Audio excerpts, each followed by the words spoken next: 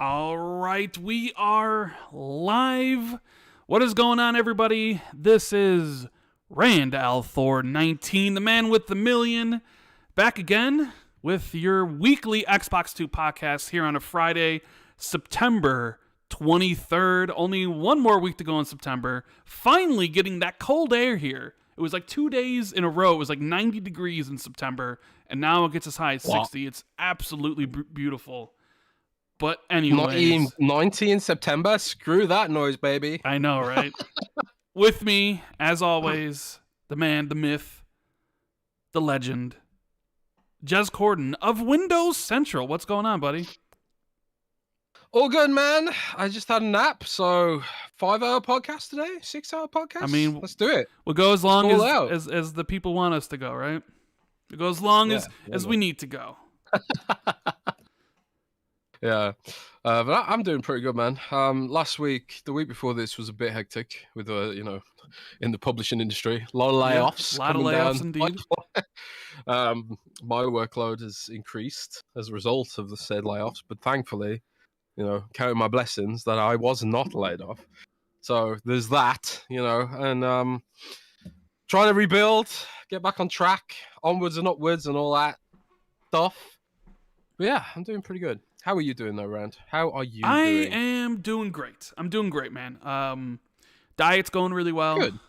Lost like 5 pounds last week, with my 1,200 to 1,300 calories, doing light exercising. We're getting there, bro. Like, a year from now, I'll be a changed man. You know what I'm saying? I'll be looking different.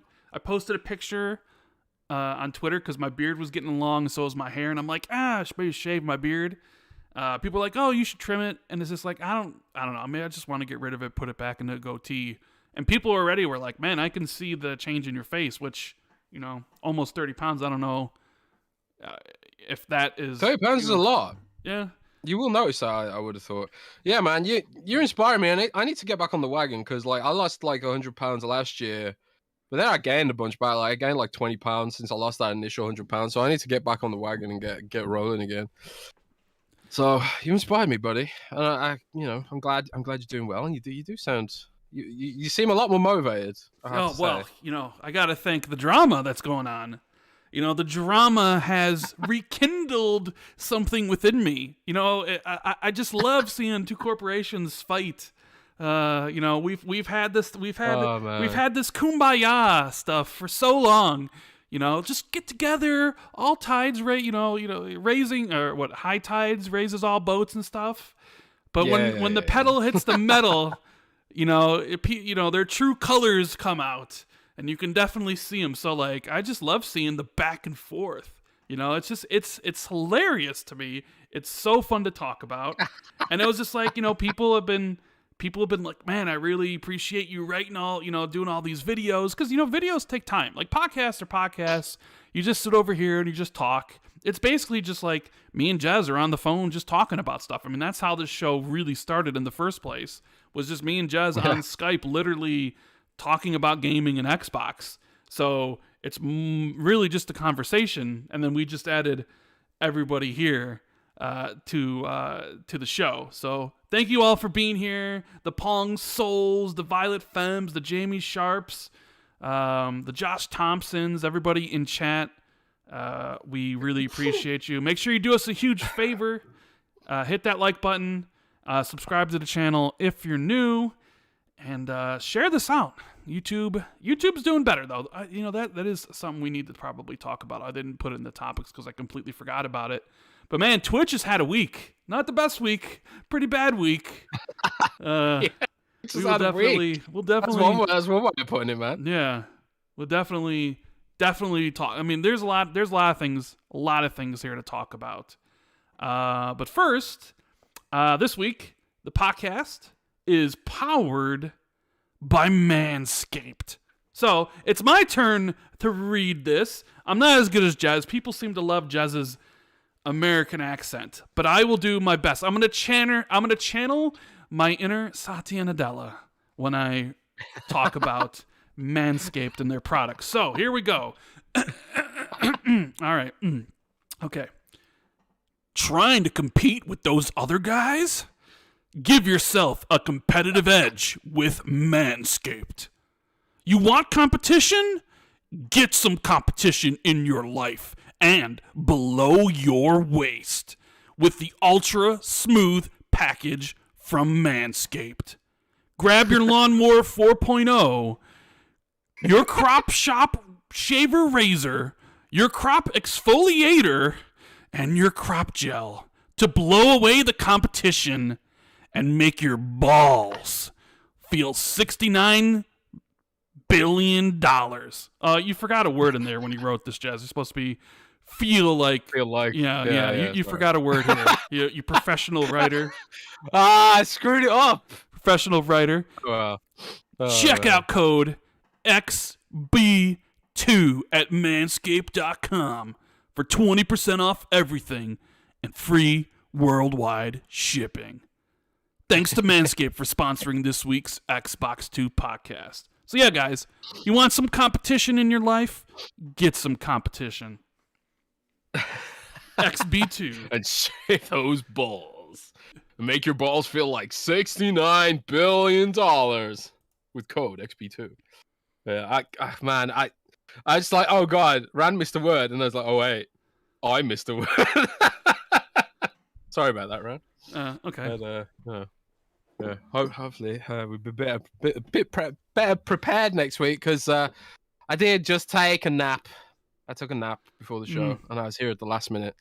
But the trade-off is I've not fallen asleep during the show, which nobody wants. We need high energy Jez. People love high energy Jez. Yeah, that's where we are. We need the spicy takes today. Are you going to bring the spicy takes today? I'm going to bring some spicy takes. There's a lot of spicy things to talk about.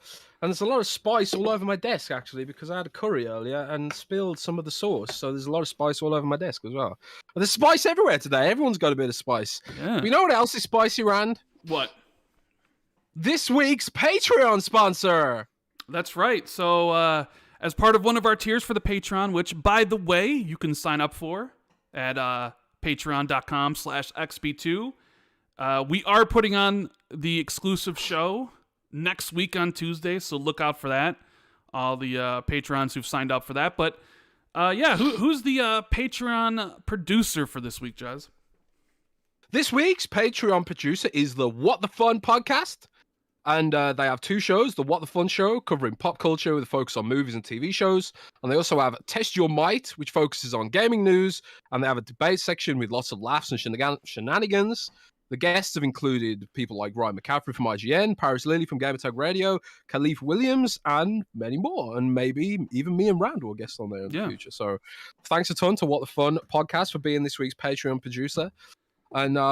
And also, we've got a bunch of our Patreons going across the ticker on the overlay on the live feed. Mm-hmm. But with that out of the way, we'll also have some Patreon questions towards the end during the Q&A section. But yeah, if you guys want to support us, help us get the podcast to the next level.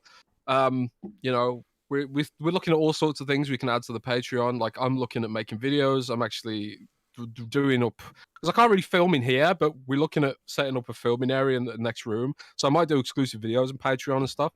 So we're looking at all sort of ways to boost the Patreon, Discord, all sorts of stuff like that. So if you want to support us a little bit, you can support us at like $2 or all the way up to $50 if you're loaded. If you're each so tier comes inclined, if you're so inclined. But we'll I always want to stress, we're not going to take anything away from the free show. We're not going to gate any exclusives. We're not going to gate any leaks or rumors or anything like that. Free show will just always remain as is. And speaking of the free show, without further ado, let's get on with it. Well, I just want to make mention, Patreon producer, What the Fun Podcast Network, all their links are in the description if you guys want to check it out. And we have to give a shout out to the Xbox 2 MVPs, Jez. So they signed up at a high tier. They get a big shout out. Even though we love everybody here, we got a lot of the patrons scrolling through the ticker above the Deathloop gameplay, which won the vote. So you can vote on what gameplay I have to show. Hopefully, Jez never puts Peppa Pig in there or whatever. But thank you to the people are coming for Peppa Run. So thank you to the Xbox 2 MVPs, Matt, Miscellaneous, and I'm sorry if I say any of these names wrong, Katriox, Joseph Campbell, Discarded Caboose, Xbox International, Justin Miller, Governor Grimm, Andrew Courtney, Wiggerman, Achievement, The Scarecrow 121, and Welf Wiggum. Thank you guys for your support at Patreon. And yeah, so let's have a good show, Jez. I'm feeling it. Let's get a couple of these super chats, and then we can just dive right into everything, get into the spicy takes. Reprobrate79 says, it's great to hear my fave podcast live. Happy Friday, fellas. Thank you for being here, Reprobrate. Thank you for the support. And Achievement says, Scalebound. Oh, yeah. That kind of came up again. And I'll touch on it briefly. I'll just touch on it briefly. Phil was asked about it. Scalebound came up again? Yeah, Scalebound came up again because there was more things came out. There was more things that came out of the Tokyo Game Show, which we will be talking about some of them. But I was hoping not to have to talk about Scalebound because it's Scalebound, right? And it's just like, I tweeted out, like, please just let Scalebound die. Just let it die. But there's this kind of, like, there's people that are like, no, we're not going to let it die. So, according to Phil, basically, he was asked about this. He was asked by Game Watch if a revived Scalebound was possible. And according to this article, Spencer replied with a smile and said, there's currently nothing to say about Scalebound. Smile. Yeah. Smile. Like, would they please stop asking me about this freaking game? Rand. What? What if it means something, Rand? No, because what if it means something? It better not. Previously, when he asked about the possibility a couple years ago, he said, for the people out there thinking that maybe there's something in the works, there's not. So he said there's nothing in the works a couple years ago. Now he's saying there's nothing to talk about or nothing to say about Scalebound. And I just hope it just stays that way. You know, I'm not against acquiring Platinum Games. I think they're a great developer, even though Babylon's Fall is like one of the greatest flops of all time with like GameStop literally giving out copies of the game for free. I still think that's hilarious. Give the right money, the right people working on the game. You could have something of a Metal Gear Rising, Revengeance, or the Bayonetta games. Those Near Automatas and stuff instead of the other type of games they make. So yeah, thank you Achievement for bringing up Scalebound and making me talk about it for a couple seconds here. Ball Thanos says it's not free. Everybody must donate $2 in the super chat. RDX Sonafet says, did I dream Exo Mecha? Was it ever real? Yeah, Exo Mecha was supposed to come out last year. It's like a free-to-play Transformers-ish game, like dinosaurs and stuff. I thought they delayed it from last year to this summer, but clearly summer's gone, came and went. Right. Is that different? You don't mean Exo Primal, right? No, Exo Mecha. I guess this could easily be confused. It's like a free-to-play game. Oh, yeah. Yeah, I remember this game. Yeah. Yeah, what happened to this game? I mean, it was supposed to come out last year, and they delayed it to the summer, and summer's over, because now it's the fall equinox, leading into the big part of the year, and there's still no Exomecha, so probably delayed to next year. Who knows? The website hasn't been updated since 2020, which ain't a good look. Yeah, that's not and a good look. The Twitter account hasn't been updated since March. So, what's going on with this game? They did offer a development update in March. They did say in March that it's been indefinitely delayed. We'll announce our new release date. Okay. Well, I mean, they essentially said it's indefinitely delayed. I mean, they said, since last year, we've added a lot of new content. We need more time to polish the game. Extra time helps realize a vision. We announced the new release date as soon as we were able. That was back in March, and that was it. That's the last time we've ever heard of Exo Mecha. So they are an Epic Mega Grants recipient. So presumably Epic Games is giving them a load of money, but it might also be just vaporware and never come out. Yeah. I hope not, because it actually looks pretty decent, but we'll just have to wait and see, I guess. Lede says, I have a lawyer friend who says the deal will pass, but likely last publisher for Microsoft and FTC might argue that Microsoft dominates subscriptions with cloud gaming. Yeah, we haven't really seen much of what the FTC thinks of this. All we've really seen is the Brazilian and the UK commission. We don't even really know what the EU thinks. But But we will be talking about all that later because I love it. I love it. It's so great. It's amazing. So, Jez, what have you been playing? I think I did see you play Diofield Chronicle and then complain that you didn't even know the game existed because Square Enix didn't send over any PR about it. What's going on with that?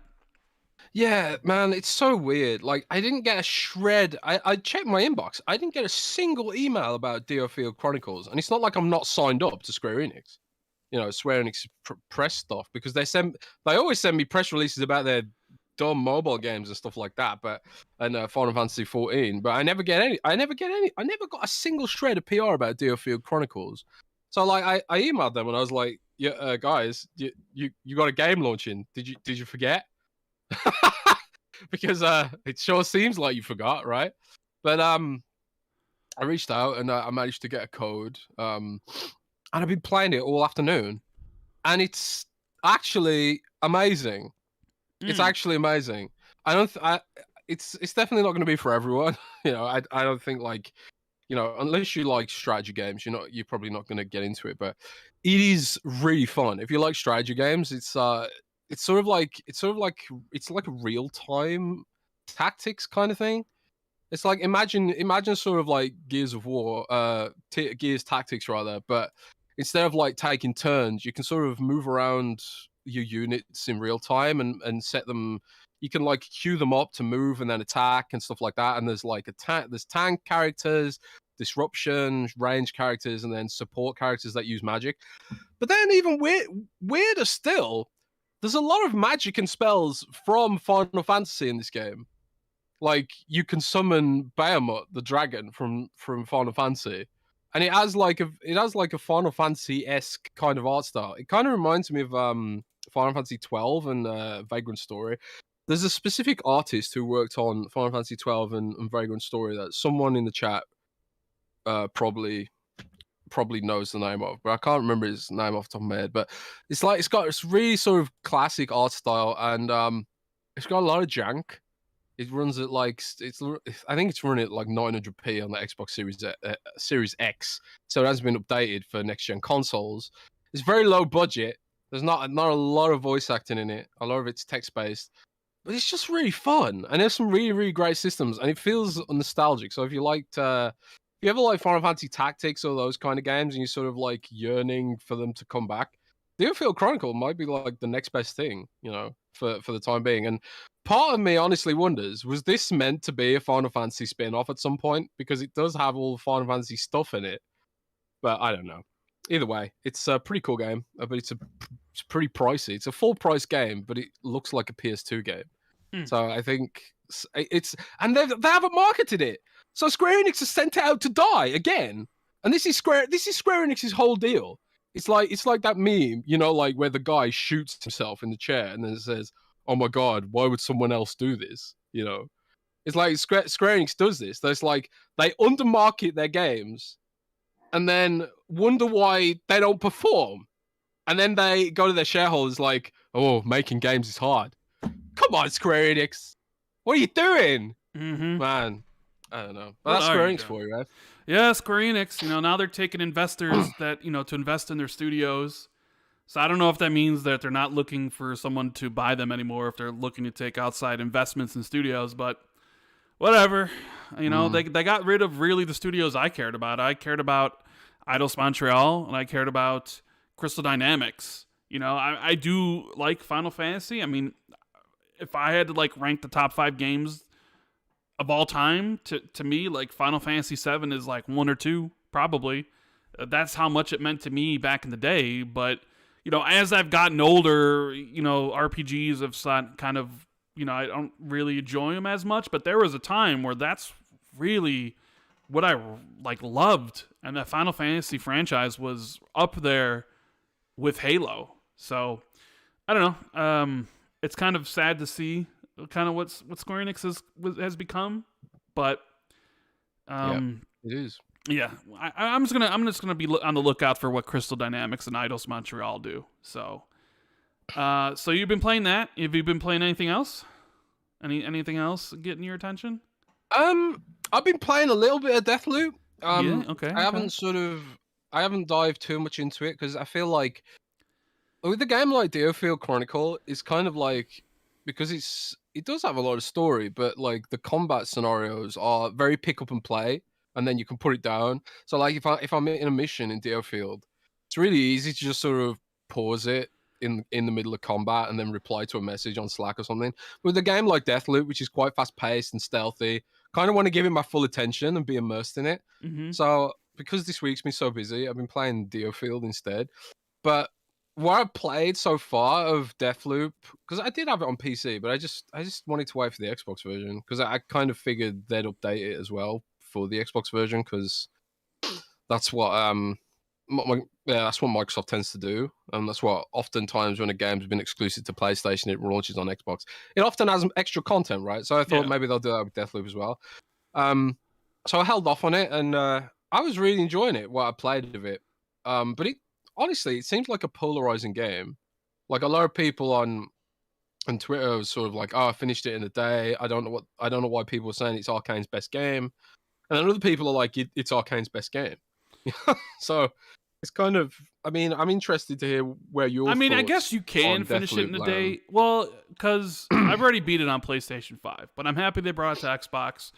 I started it up again. I'm probably going to play through it because I can probably get through it really fast. I know exactly what to do because at the game's core, even though this game's a roguelite, where if you die, you got to start the loop over, the whole point of the game is to break the loop, right? And how you break the loop is you have to kill the 7 visionaries in a single day. But the problem is there's the 4 maps and there's like the times of day that changes and that changes the things on the maps. So the whole point of the game is to try to figure out how to line up all 7 visionaries so you can kill them all in one loop without dying, right? So there's a lot of like going around and exploring, getting kind of clues to figure out, oh, well, this person, because sometimes at the beginning of the game, there's a visionary on one map and another map at the same time. So you can't kill both because you can only be at one place at one time. So the game's kind of also, like I said, a puzzler. You got to figure out how to be able to move the chess pieces to get into a line and then go for your final run. So there is a lot of fun in discovering how to actually do that. And it has all the basic arcane, gameplay elements. The shooting is probably not as great as it should be. Hopefully it's improved for Redfall, which I think is probably more shooter focused, where I usually tend to play the arcane games stealthy. Like when I played Dishonored 1 and 2, I beat those games without ever getting spotted. And Prey, I tried to play as stealthy as possible as well. So that's kind of typically how I like those, but there's a lot of different ways you can approach things. I can definitely understand why some people don't like Deathloop. Like Mr. Matty Plays doesn't like it, and he loves Arcane. And I also can understand why this might be a refresher for a lot of people, and they're really high on it. I'm high on it too. It's just not as good to me as the other Arcane games. But it's cool to see other people. It's cool to see like everybody playing it. Now it's in Game Pass. It's in PlayStation Plus. It's cool to see more people talking about it because outside of the reviews, there wasn't many people talking about it when it launched last year. Because I think the PlayStation guys were just like, well, why are we gonna play this? Like it's an Xbox game. If a sequel ever comes out, it's probably never coming to our platform. So. Yeah, I've been enjoying it though. It's but it's kind of one of those things where I could probably speedrun it. I kind of know what I need to do, and there's just a lot of fun where you can screw around with the physics base and the powers that you get, the slabs. Or you can teleport, or you can throw people around and link people. So if you link 4 people, you can kill one person in that link, everybody dies. There's a lot of cool things that you can screw around with in the game, and then there's also the multiplayer, which. Joanna might invade your game, and then you kind of have to battle it out with her. You can either like sneak away or fight her and kill her and then get some rewards and stuff. But I could see how people might be turned away from the roguelike nature, but unlike other roguelites, this one you can, after a certain point when you do like the intro, you can infuse your weapons and your gadgets and your slabs so you can always have them when you start a new loop. So once you do like a loop a couple times, you'll understand the mechanics of the game. And then once you find a gun that you like or, an ability that you like and you infuse it, you never have to worry about, starting a loop without anything. And you just be like, all right, I'm here again. I know what to do because everything's in the same place. So I think it's a very enjoyable game. I hope everybody checks it out. But the most of my week has been playing another Xbox game that releases 1.0 next week on the 27th. Me and Cold Eastwood have been playing through all of Grounded. I haven't played it before. All right. So I've been playing pretty much all this week. I think me and Cold have put in almost 30 hours so far into Grounded. And that's a lot of hours. We will talk about it next week. So that is what I have been up to. So Deathloop and Grounded. Snakes in the super chat says, "What's up, Rand? We have to shout out Next Gen 720 channel more often. He's about as entertaining as this show. Either way, looking forward to your show later." Well, thank you for dropping by. Achievement says, "Rand, if Xbox made a native handheld, would you buy one?" That's an interesting question. That is definitely interesting. It is something I've thought about. And I don't honestly know the answer to that question. Because I'm really not a mobile gamer. I have a Switch. Even when I had the Switch, it was hooked up to my TV. I never used it on the go. And to be quite honest with everybody, I really don't go out a lot. I'm mostly a homebody, right? Mostly at home here, playing with Shakespeare, watching TV, making videos on the computer, playing video games, reading books. I don't really go out very much, so I don't really see where I would need an Xbox handheld. I'm not like Jez, who wants to play stuff through the cloud because, for whatever reasons, I'll never understand Jez in that regard. So, wow. I don't know. Maybe if it was cloud streaming, probably not. If it was a Steam Deck-like device, maybe. But if I had to say right now, I'd probably say no, I wouldn't, because I don't need one. I'm not someone that buys stuff I don't necessarily need. It's why I only ever had one Xbox One. Like I had an Xbox One, and then I got the One X, so I sold the Xbox One. I have the Series X, right? But I don't have another Series X. I don't even have a Series S. People will tell me, you need to get a Series S, but it's like, why? I would never use it. Like, it just sit there and do nothing. So I'm kind of the person that just buys what you need, and I wouldn't need a handheld. So, but I know Jez would buy it, because Jez is probably going to buy the Logitech, right? You're right. I am. I'm going to buy it. And I'll get. We're going to talk about that in a bit, probably. So I'll save my takes for that, because that device is pretty contentious. Yes, it is. Yeah, and I have some takes on it too. Gameplay Lick says, "Where's Chrono Trigger?" No idea. I have no idea where Chrono Trigger is. I actually never played Chrono Trigger. I played Chrono Cross, but I never played Chrono Trigger. Fboy57 says, "Sony is out of gaming in less than 20 years. I mean, 20 years is a long time from now. That's 2042. Honestly, F-Boy, I'm probably out of gaming in 20 years. I'd be 61. I don't even know, would anybody be gaming at 61 still? I don't even know if would we be even doing this podcast 20 years from now? Hey guys. Oh yeah. Hey guys, it's 60-year-old Rand and Jez. Hold on, I got to put on my Depends. 1 second. Do you guys still want us to do the podcast in 60 years? Will I be 60? I'm down. Who knows? Who knows how the world's going to change 20 years from now? Let alone who's going to be, what competition there'll be in the video game industry, let alone if I'll even be playing video games at that point, Yeah. I guess. But, yeah. We also got the Andrew13 who says, "Use my corporate good boy points for my job on Lost Judgment, Soul Hackers 2, and Cyberpunk. So, no, that's what I'll be playing for the immediate future." Well, you got some cool games there.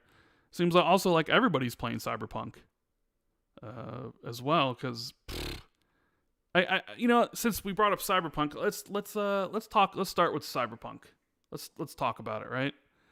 The Cyberpunk Resurgence. Cyberpunk. Do you feel good about this, Jads? Because you've been out there at the very beginning. You took some heat for this. You took a lot of heat from people with your yellow chair and your yellow chair. What are you talking about? Yeah, you didn't have a yellow chair. So you rated Cyberpunk pretty highly, right? If I recall. You loved it. It's my game of the year 2020. I will die on that hill 1,000 times. 1,000 times I will die on that hill. It was also a game that was removed from the PlayStation Store, made everybody, kind of look at their refund policies because the older versions didn't work very well.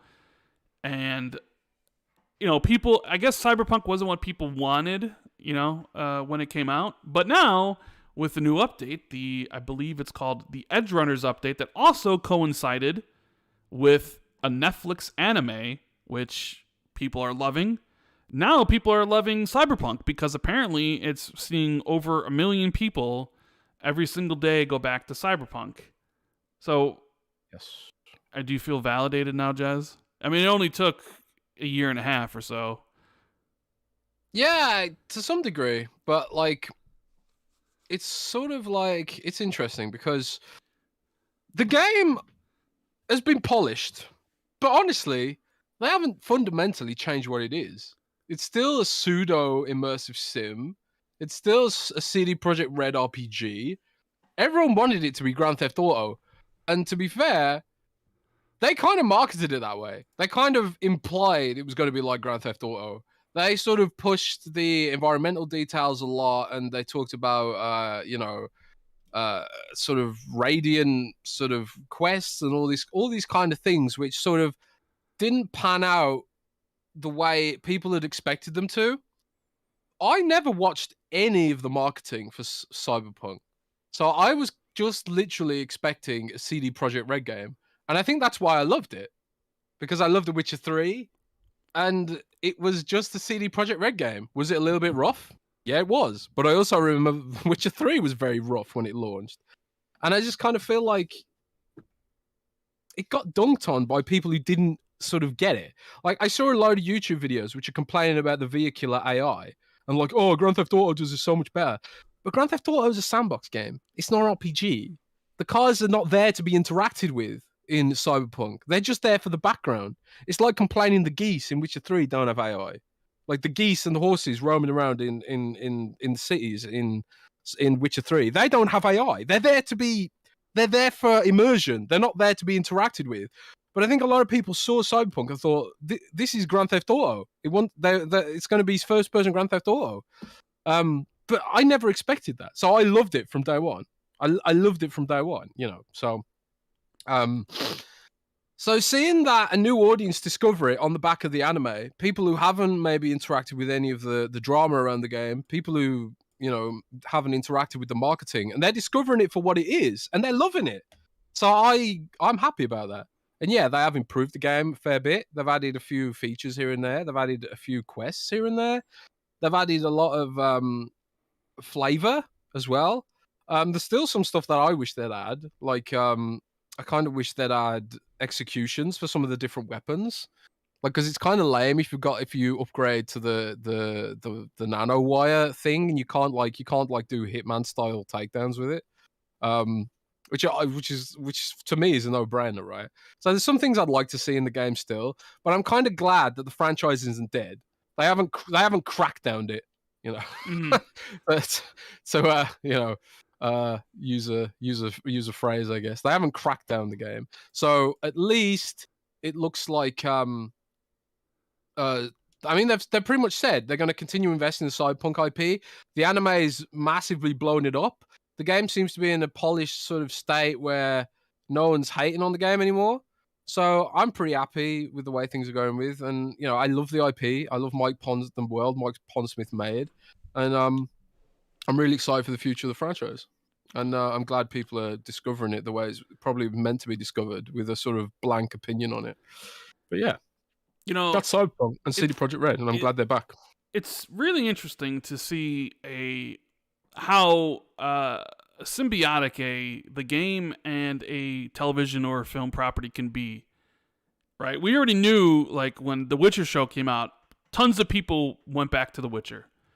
And now we're seeing it with Cyberpunk, right? Cyberpunk, they tied the update alongside this anime. Anime's a hit. It's really good. They hired one of the better anime studios out there.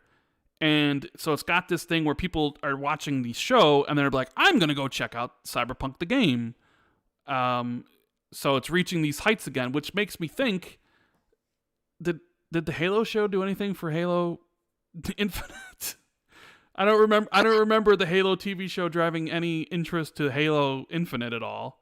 But I know there's a lot of talk across all the internet about how to save Halo Infinite. And I know how to do that. It needs an anime. It needs an anime with a bunch of waifus. And then you can change the game and the title screen to have a bunch of the waifus and change it to Halo Infinite waifus. So when you start up Halo Infinite, you can pick your own waifu that follows you around. And you can make, an Xbox can go hire a Japanese anime company to make Halo Infinite anime with waifus, space waifus. And then you'll see Halo Infinite reach 1 million players a day too. Because I think that's what's missing. Is Atriox not waifu enough for you? I don't know. Maybe you'd have to change him a little bit. Man. Master Cheeks needs his waifu. You know? Master Cheeks. No, I'm playing around, but... hang on. What? Doesn't he have a waifu in the TV show? Wasn't that a whole thing too? That everyone was mad that he had a waifu? A lot of the fans were upset that Master Chief got his sex on because he's not supposed to. But you know, why not? It's jokes. But it's just because when I look at like the cross media potential of franchises, and you see it work well with Cyberpunk and Witcher, it's probably going to work well with Last of Us when the HBO show comes out. It's kind of like, well, was there reasons why it didn't work so well with Halo? Is it because it was on a wrong network? Right? Because both The Witcher and the Cyberpunk show are on Netflix, which is the largest service out there. And Paramount Plus is CBS, and CBS really skews older. So did they pick the wrong service to get a lot of, I don't know, non-gamers out there to actually want to check it out? Because, I don't know, I'd be interested in seeing why it worked for these shows to help out their games and why it seemingly didn't work for this one. I guess it's because the shows are really good and the Halo show was kind of a mixed bag. But I think that's what it needs. It needs some waifus. Halo, Infinite waifus. Maybe you're right. You know. Maybe you're right. I still haven't seen the Halo show. I'm not even sure what service I can watch it on in Germany.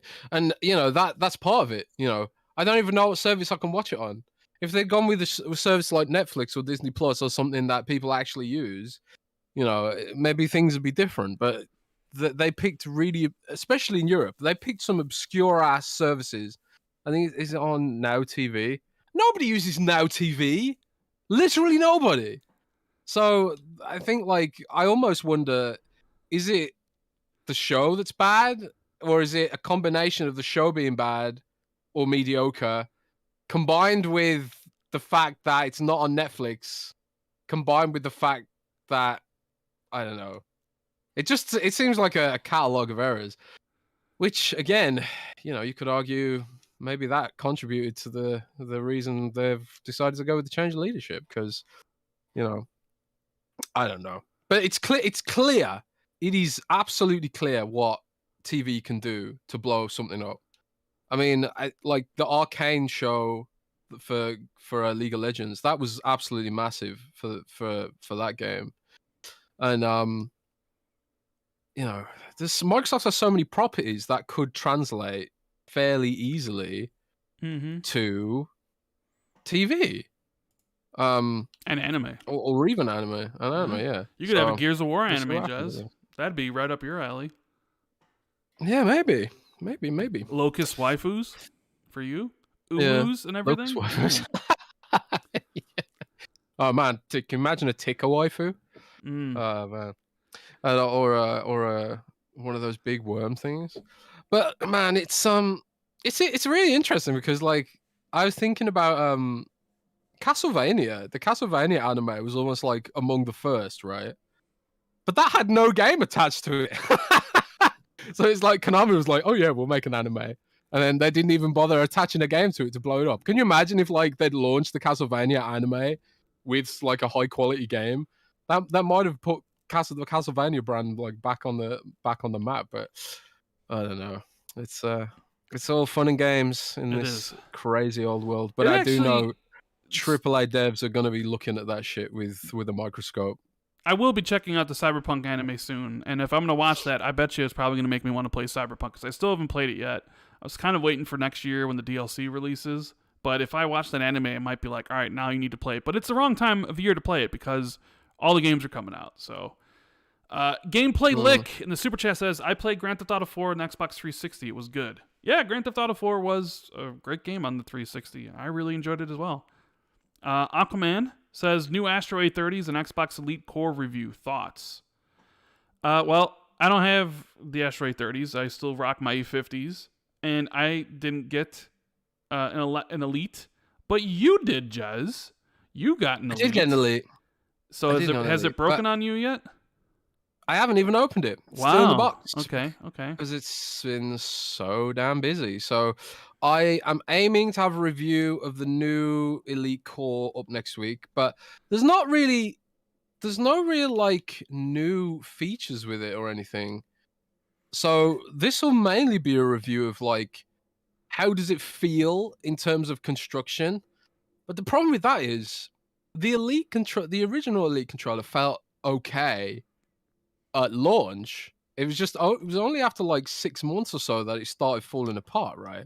So it's kind of hard to assess how wear and tear will impact this device at a review sort of level, with any sort of honesty. So it's going to be a hard one to review, but I'll do my best.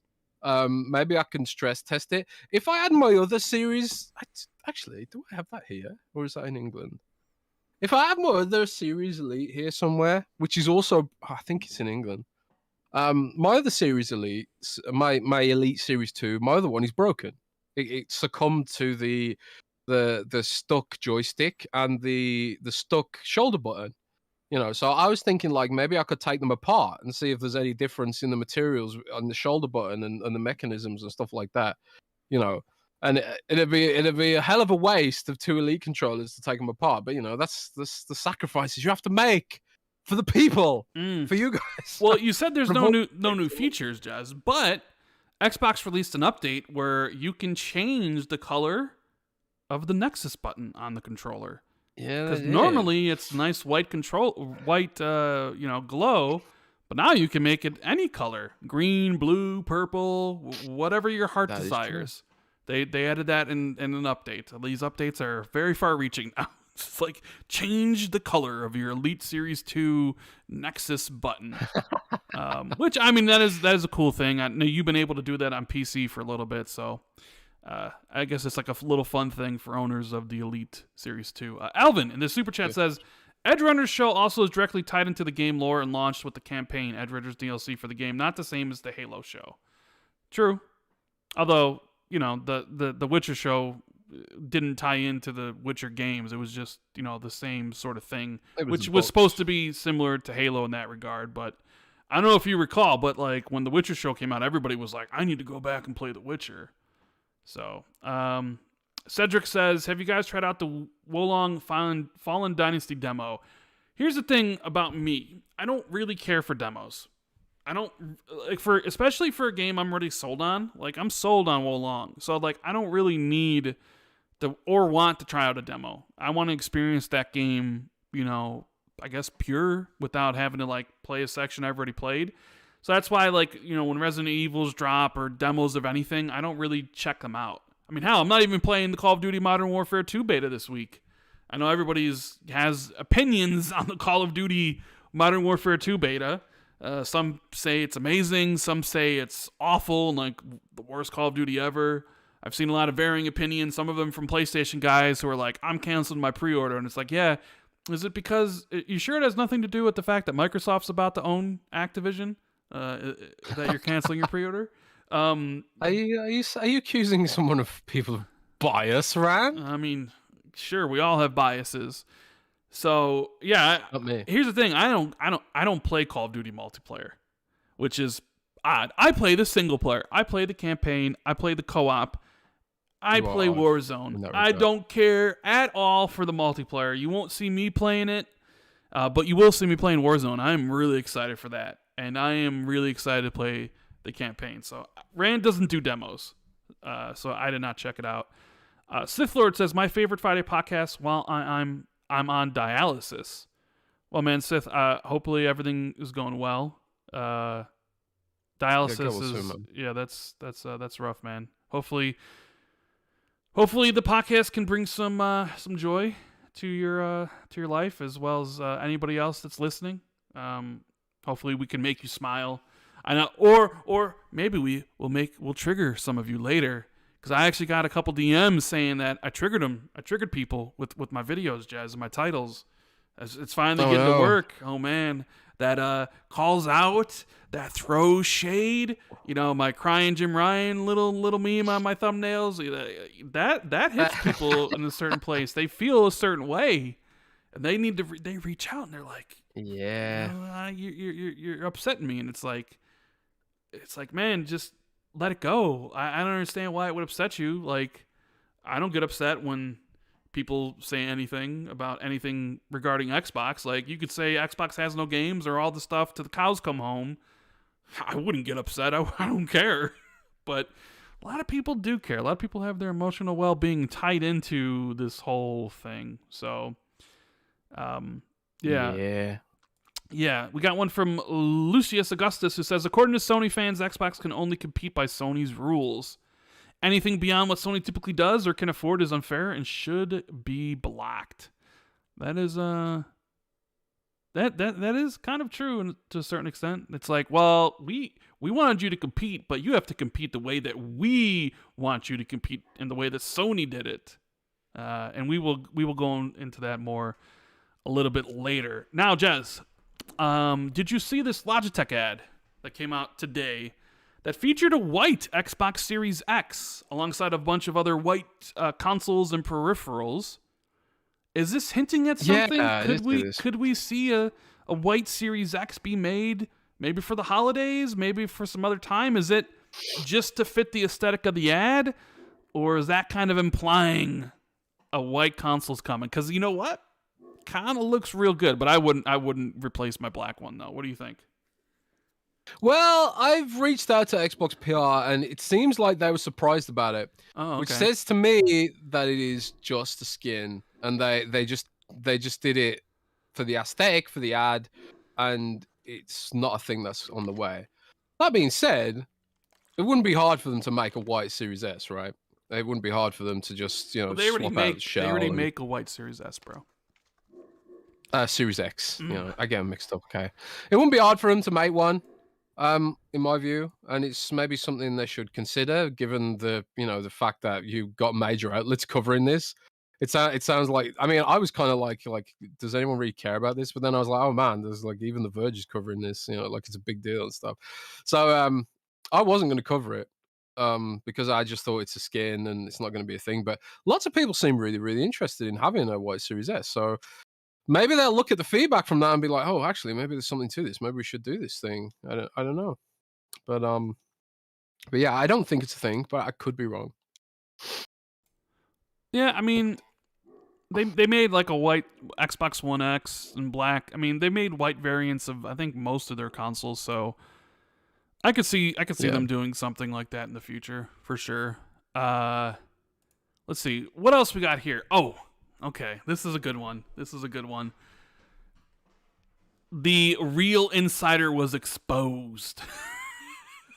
Oh, yeah, this was nasty. Oh, no, it wasn't nasty. It was just amazingly stupid. It was stupid, bro. Oh, my God, I can't believe this. So I guess... I can't help but feel for the guy, man. I can't help it.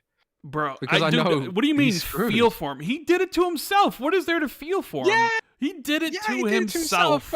No, do not feel any sort of sympathy or, I mean, maybe, could you feel some pity for him? No, the dude made his own decision to make a burner account and try to gain a following because he wanted that tasty clout and people hanging on every word.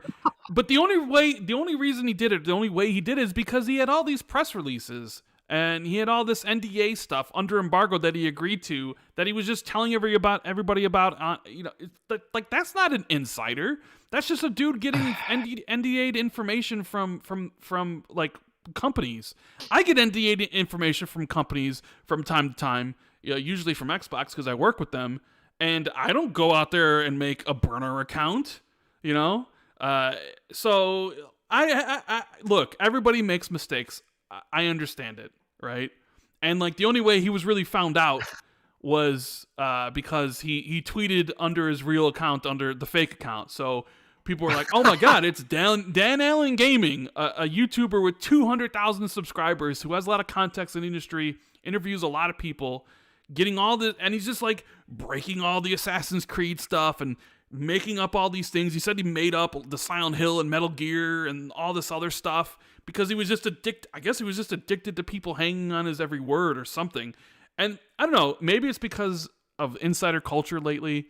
Like you saw Snitch come onto the scene, accurately, say some. I guess I need to set this up. So on Twitter, this guy showed up. An account with a hood with the Twitter name The Real Insider, right?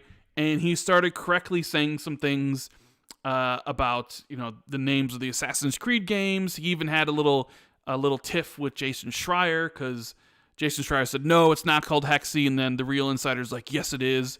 I'll wait for your apology. But the only reason he knew what it was is because he saw the showcase, right? And he said some other things, and I knew exactly who he was. Or I didn't know he was Dan Allen Gaming. But when he said, hey, Scorn, he said Scorn September 21st. And he literally said it 20 minutes after my buddy was invited to a Scorn preview that was lifting on the 21st. I'm like, oh, this dude's just a YouTuber that's getting this info in emails and like putting it out there. So, like, how... I don't like the stupidity. Like, I don't know about you. I'm gonna ask chat. I've asked this to my buddies, and apparently I'm the odd one out here. I asked them, do you have a burner account? A Twitter burner account, an Xbox Live burner account, a Reset Era burner account, right? I asked them if they had burner accounts. And they all do. Like, all my friends have burner accounts. And I'm like, for real? I don't have a single burner account. So I don't either. I want to ask you guys. I wouldn't have time. Do you have a burner chat? Do you have a burner account? Do you guys have like a burner YouTube account so you control people in the YouTube chat? Or comments? Do you have a burner Twitter account where you can say whatever you want without any repercussions? I just have Randall Thor 19. I just was surprised that my friends were like, "Yeah, we all got burners." I'm like, "Excuse me? What?" Yeah, that is weird. Yeah. I'm sorry, that is weird. Like, what's the point in just not being yourself? If you got something to say and you wouldn't want to say it as yourself, you shouldn't be saying it. I grow a pair of balls. That's I would not hide behind a sock account and say things that I wouldn't have the balls to say in someone's face, because I think that's a bitch move, man. That's a pussy ass move. So, whatever. Yeah, that's my take. But yeah, so geez, that guy just kind of ruined his career, because I would imagine no company is going to want to work with him or give him any sensitive information. Breaking NDAs can be a pretty awful thing. There's also legal things that can happen. I don't know if Ubisoft will pursue that, and other companies. It's like, don't do it. Don't do it. But some people they just have to for whatever reason. That whole situation was amazing. Let's talk about Japan, and let's talk about Xbox exclusives coming from Japan in the future, Jez. I want to get your opinion on this, because they asked Sarah Bond this question and Phil while they were there during the IGN live stream. They asked her if Xbox owners should expect original Japanese published titles in the future, similar to the 360's Blue Dragon and Lost Odyssey. Sarah Bond said completely, One of the things that I'm super excited about is that we have over 250 developers in Japan developing games for Xbox right now. 150 have already shipped. 100 of them are in Game Pass, and we recently got to announce 15 titles made in Asia and 13 in Japan. So much has come, but there's even more that's going to come in the future, and I can't wait to reveal it all to you as it starts coming out. And then another interview published by GameWatch, Phil Spencer acknowledged demand for original Japanese games on Xbox and said, "We are working on creating such titles. It's not too much to hope for. We just met with Kojima-san from Kojima Productions and many other game creators to talk about bringing unique titles to Xbox. We understand that many game fans want that. We're also aware of the common desire for games from Japan. We're working on creating such titles, so please look forward to it." So, what do you think about this?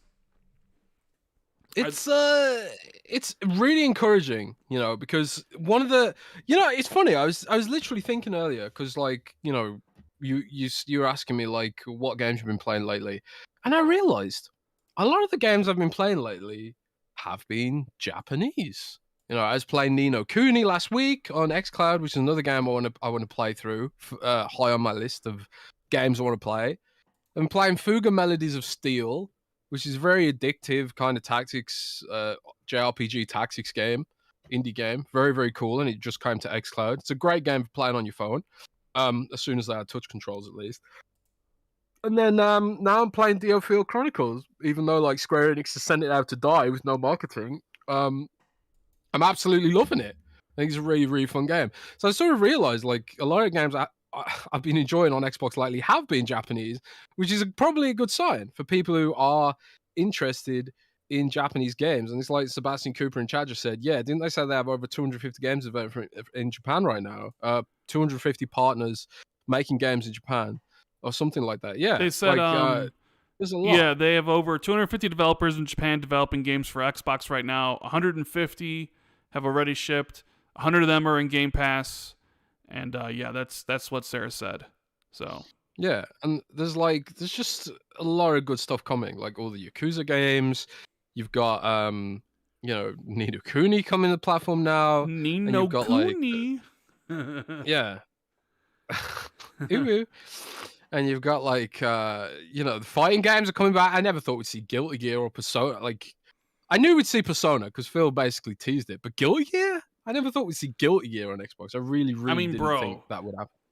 If you would have asked me at the beginning of if you would have asked me in 2016 if Xbox would ever get Persona or Yakuza or like Guilty Gear or any of these, Ni no Kunis or any of these Japanese franchise, I would have been like, no, like why would they, right? Why would any of these people bring their games to the Xbox platform? Because by all accounts, people don't buy Japanese games on Xbox.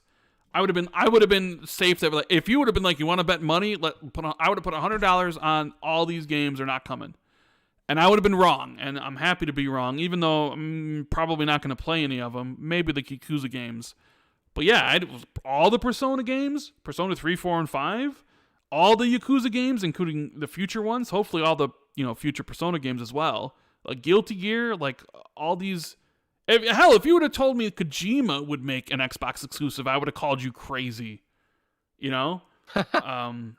So it is something Xbox got away from in the 360 gen. They tried to compete in Japan. They did stuff like Blue Dragon and Lost Odyssey, and they also, they had some timed exclusives like Eternal Sonata, The Last Remnant, and there's some other JRPGs they did over there. And, the 360s sold well in comparison to the other Xbox, systems, but not as well as clearly Nintendo or PlayStation. And then we all know what happened with the Xbox One. So, Japanese, investment went basically down to zero. And now, with Game Pass and all the investment Xbox doing, they're reinvesting. Phil's talked about wanting to acquire Japanese studios.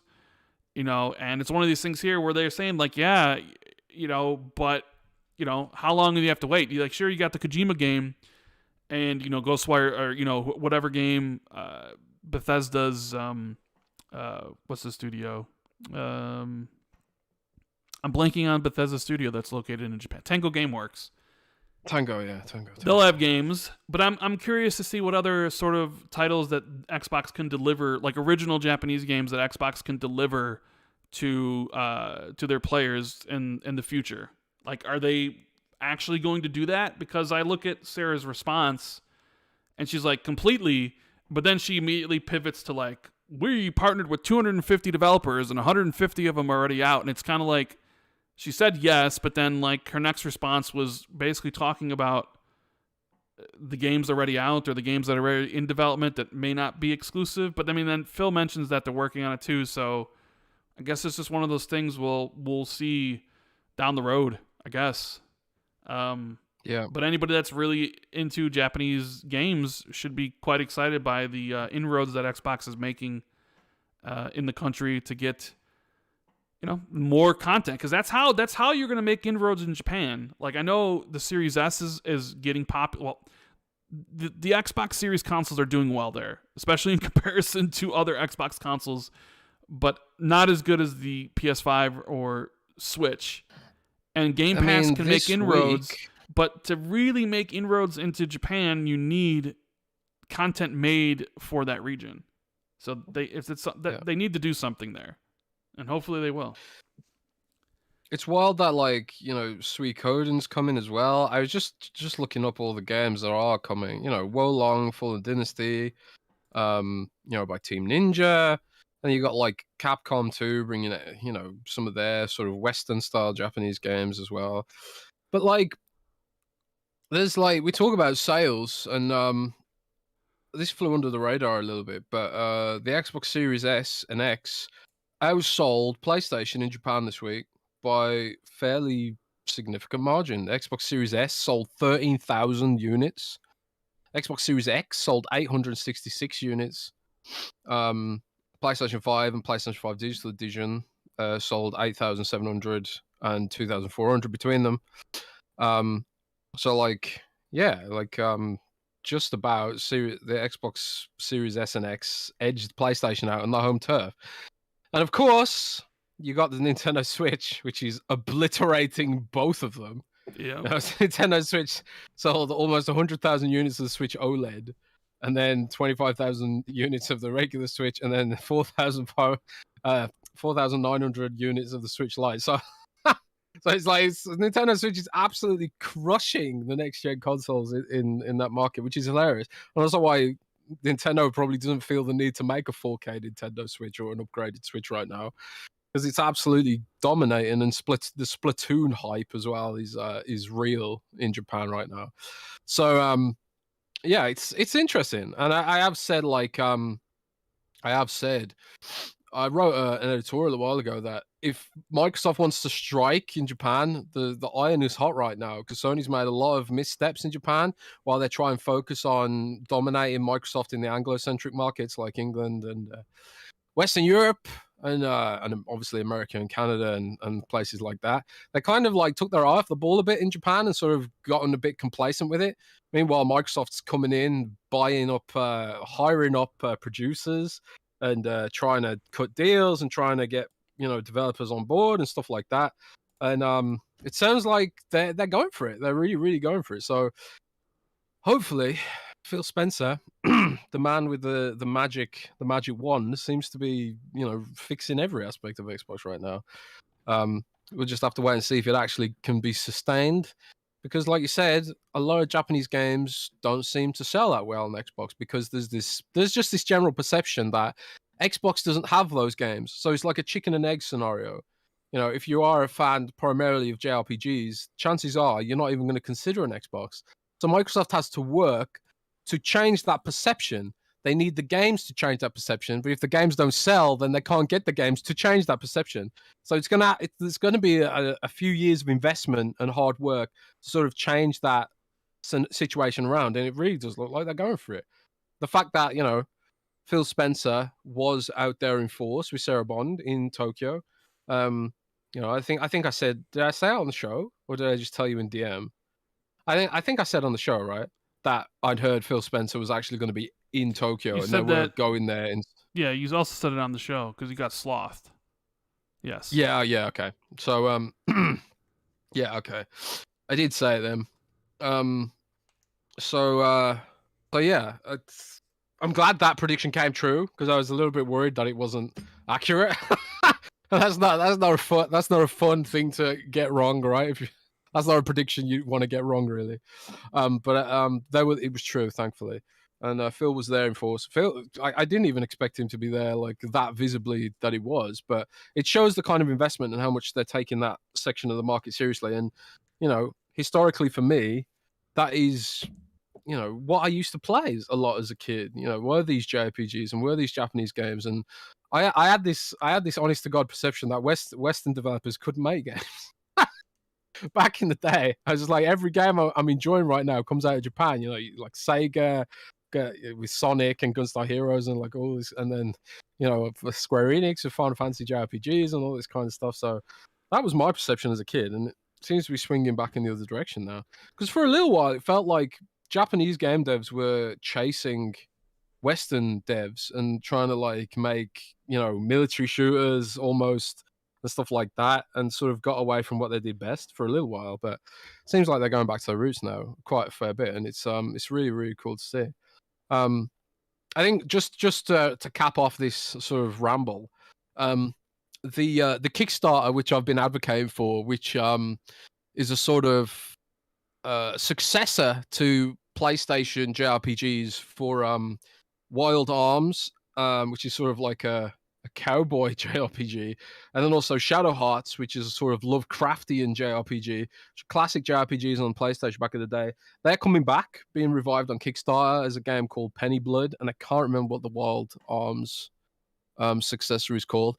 But they said in an interview that they pitched their JRPGs, a successor to Shadow Hearts. They pitched it to Sony, and Sony wasn't interested, which is wild to me. Because their Kickstarter blew up like crazy because there's a lot of people who remember those games and do want them to come back. So it does seem like Sony's taking its eye off the ball a little bit. But I also saw this week that there was a news article that Jim Ryan told the company to start winning back indie devs, which is Shuhei Yoshida's job, right? Yeah. He's working on fixing PlayStation's perception with indies right now, which is again has also dropped off a little bit. So yeah, competition, baby.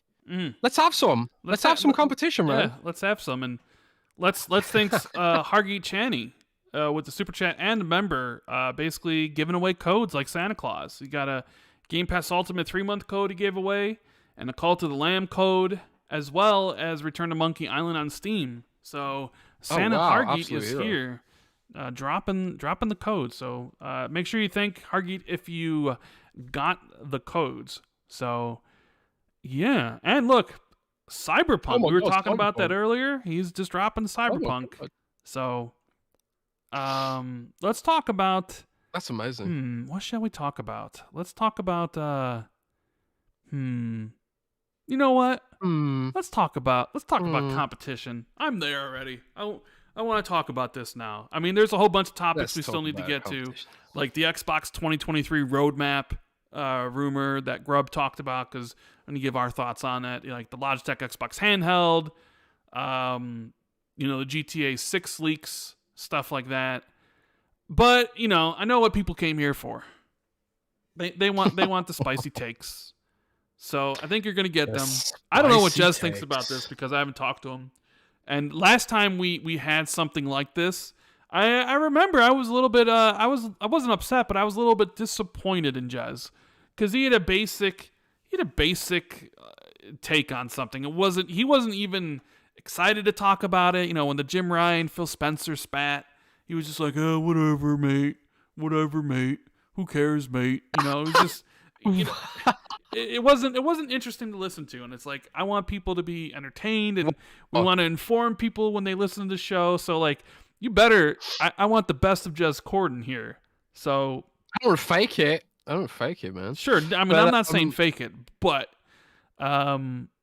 let's So God, like this drama stuff is just great. Like El Enemenipio in the super chat says, just take out Satya's quote and replace with 1989's Batman. You want to get nuts? Come on, let's get nuts. Yeah. So there's an interview over at Bloomberg, and this is what Satya had to say. He said, "For us in gaming, we have one goal: to bring more games to more gamers on all platforms and provide more choice for publishers and developers everywhere. Everything we're doing with our content, our subscription services, our cloud, and community really is about driving that choice and opportunity. We feel very, very confident. Of course, any acquisition of this size will go through scrutiny, but we feel very, very confident that will come out. We're number 4 or 5, depending how you count in gaming. In fact, the number 1 player in this case, Sony, even in this period has acquired 3 companies. So if this is about competition, let us have competition." What a great quote there. And if you actually watched the video, or maybe you've seen the screenshot or watched my video yesterday, I included it. When he says it at the end, he's got this sly smile. He knows what he's doing. Satya knows what he's doing. It's definitely a change from the last CEO, Steve Ballmer. Like, you never saw them talk about Xbox. Now you have like Satya, who transformed Microsoft into a $2 trillion company, right? And, people were like, "Oh, are you really all in on gaming?" Because he said, "We're all in on gaming." And it's like, "Are you really, though?" And then, you drop like $70 billion on Activision and $8 billion on Bethesda and stuff. And it's like, yeah, it definitely does look like you are all in. So this has obviously led to a lot of different reactions online, Jez. Yes. Some people are like, "Hey, this is exactly what we've been talking about. Competition, man. It's great. It's good. That's how Game Pass formed in the first place. That's how, PlayStation got better during the PS4 gen because of Xbox's competition during the PS3 gen.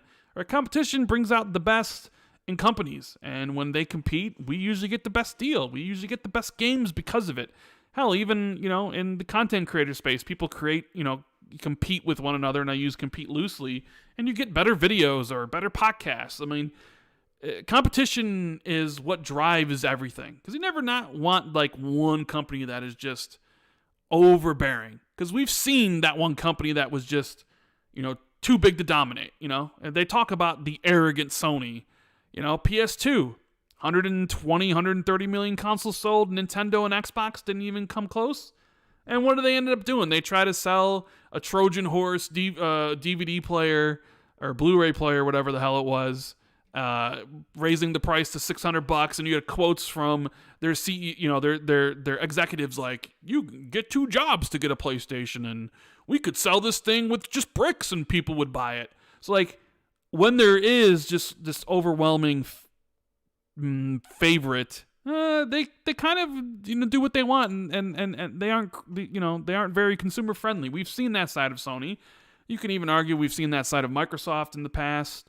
But now you have it here, this Activision Blizzard deal, and I'm seeing a lot of things on Twitter, a lot of crying going on, a lot of tears being shed, a lot of being like, "We wanted you to compete, but not this way. You have to do it exactly how Sony and Nintendo did it," even though Microsoft's using their competitive advantages to their advantage, their money, their dump trucks and oodles of cash to better compete with the market leader. Jez, how do you feel about this, Broham? Because, oh man, I can't wait to talk about this. So give me something good, Jez. I don't want you to talk for a minute and be like, whatever. Give me something great. I've been waiting. Man, I don't know why, right? You are so hyped on this kind of stuff. Because it's amazing. It's awesome. Because for me, I think it's sort of like, what else is he going to say? He's not going to be down on it. He's not going to say like, it's not happening. We're struggling and stuff like that. True, but you can say all that without the needing to throw shade at PlayStation, though. That's kind of Satch's personality. Like if you watch like some other interviews that he's done in the over the course of time, he's sort of it's kind of like the way he is, right? But I think it's important and very, very good that Satya is throwing his weight behind the messaging that Microsoft wants to put out there, which is basically in direct opposition to the messaging and the narratives that Sony wants to seed, because a bunch of this is PR. You want to hope that the FTC and you want to hope that regulators will look at this with an impartial eye, but there's also that very good chance with $69 billion on the line that you need to make sure you've got every T crossed and every I dotted, right? Which means controlling the perception of what the deal is really all about. And Sony wants to put across this idea that Microsoft's this big, scary corporate giant that's coming to eat their lunch, that's going to screw over PlayStation gamers and make Call of Duty exclusive. They basically said that without saying it. They've seeded that fear. They've stoked that rage in their fan base and wielded them like a weapon on social media by painting Microsoft as this big evil dude, even though Microsoft was very cleverly out there from day one saying, no, Call of Duty will always be on PlayStation. They've said that repeatedly. Now, and then people say, well, Sony's shot back at that narrative by being like, oh, well, you have to give us a deal in a contract in perpetuity, which makes no sense from a business perspective, because why in the hell would you do that? I doubt Minecraft's on that sort of in perpetuity sort of contract. Obviously, I don't have the contract here in front of me to let you know about that. But of course, they're not going to do it in perpetuity, because that would give Sony a bludgeon with which to hold over Microsoft. It's like, you have to give us this forever by law. It doesn't matter what currency fluctuations happen. It doesn't matter what acts of God happen. You have to give us this forever. It's your duty. We own you now, Microsoft. So that kind of deal is just dumb, And I think like the 3-year kind of offer is probably a low ball on purpose, so that when Sony gets a 5-year deal, they feel like they've won something, maybe. But it's just dumb. It's just so dumb. So to fight against that dumb narrative, and Sony basically exploiting dumb regulators who don't know the gaming industry, especially in the UK civil service is legendarily incompetent. Like I wrote in my article, you'll need a crayon and like a colouring book to explain gaming and technology to the UK government, because they are absolutely in the dark ages with anything with regards to technology. Sony's hoping to exploit that stupidity, and I really hope Microsoft doesn't underestimate how stupid the UK government is, how impossibly, legendarily dumb these people are. Microsoft cannot take for granted how stupid the UK government is and how, frankly, corrupt they are. So I really hope Microsoft has a very good understanding of how to navigate corporate America and the political landscape in America, in Washington, DC and stuff like that. They're very good at that. But are they very good with the UK? I'm not sure. Very famously, the UK government minister for technology asked Microsoft in a Q&A session, when are you going to get rid of algorithms, Microsoft? Those damn pesky algorithms. Yeah, as if Microsoft has control over the mathematical concept of an algorithm. This is the kind of thick shit that Microsoft has to deal with in the UK, and I really, really badly don't want them to take that for granted.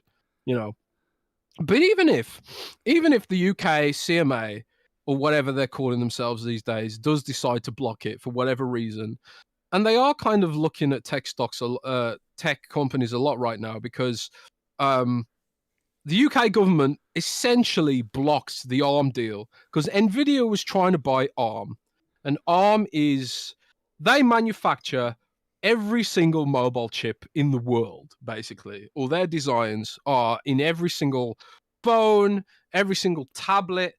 Their sort of patents for energy efficient system on chip, the best in the world. And the UK government has said that ARM is kind of subject to national security. I think they said something like that.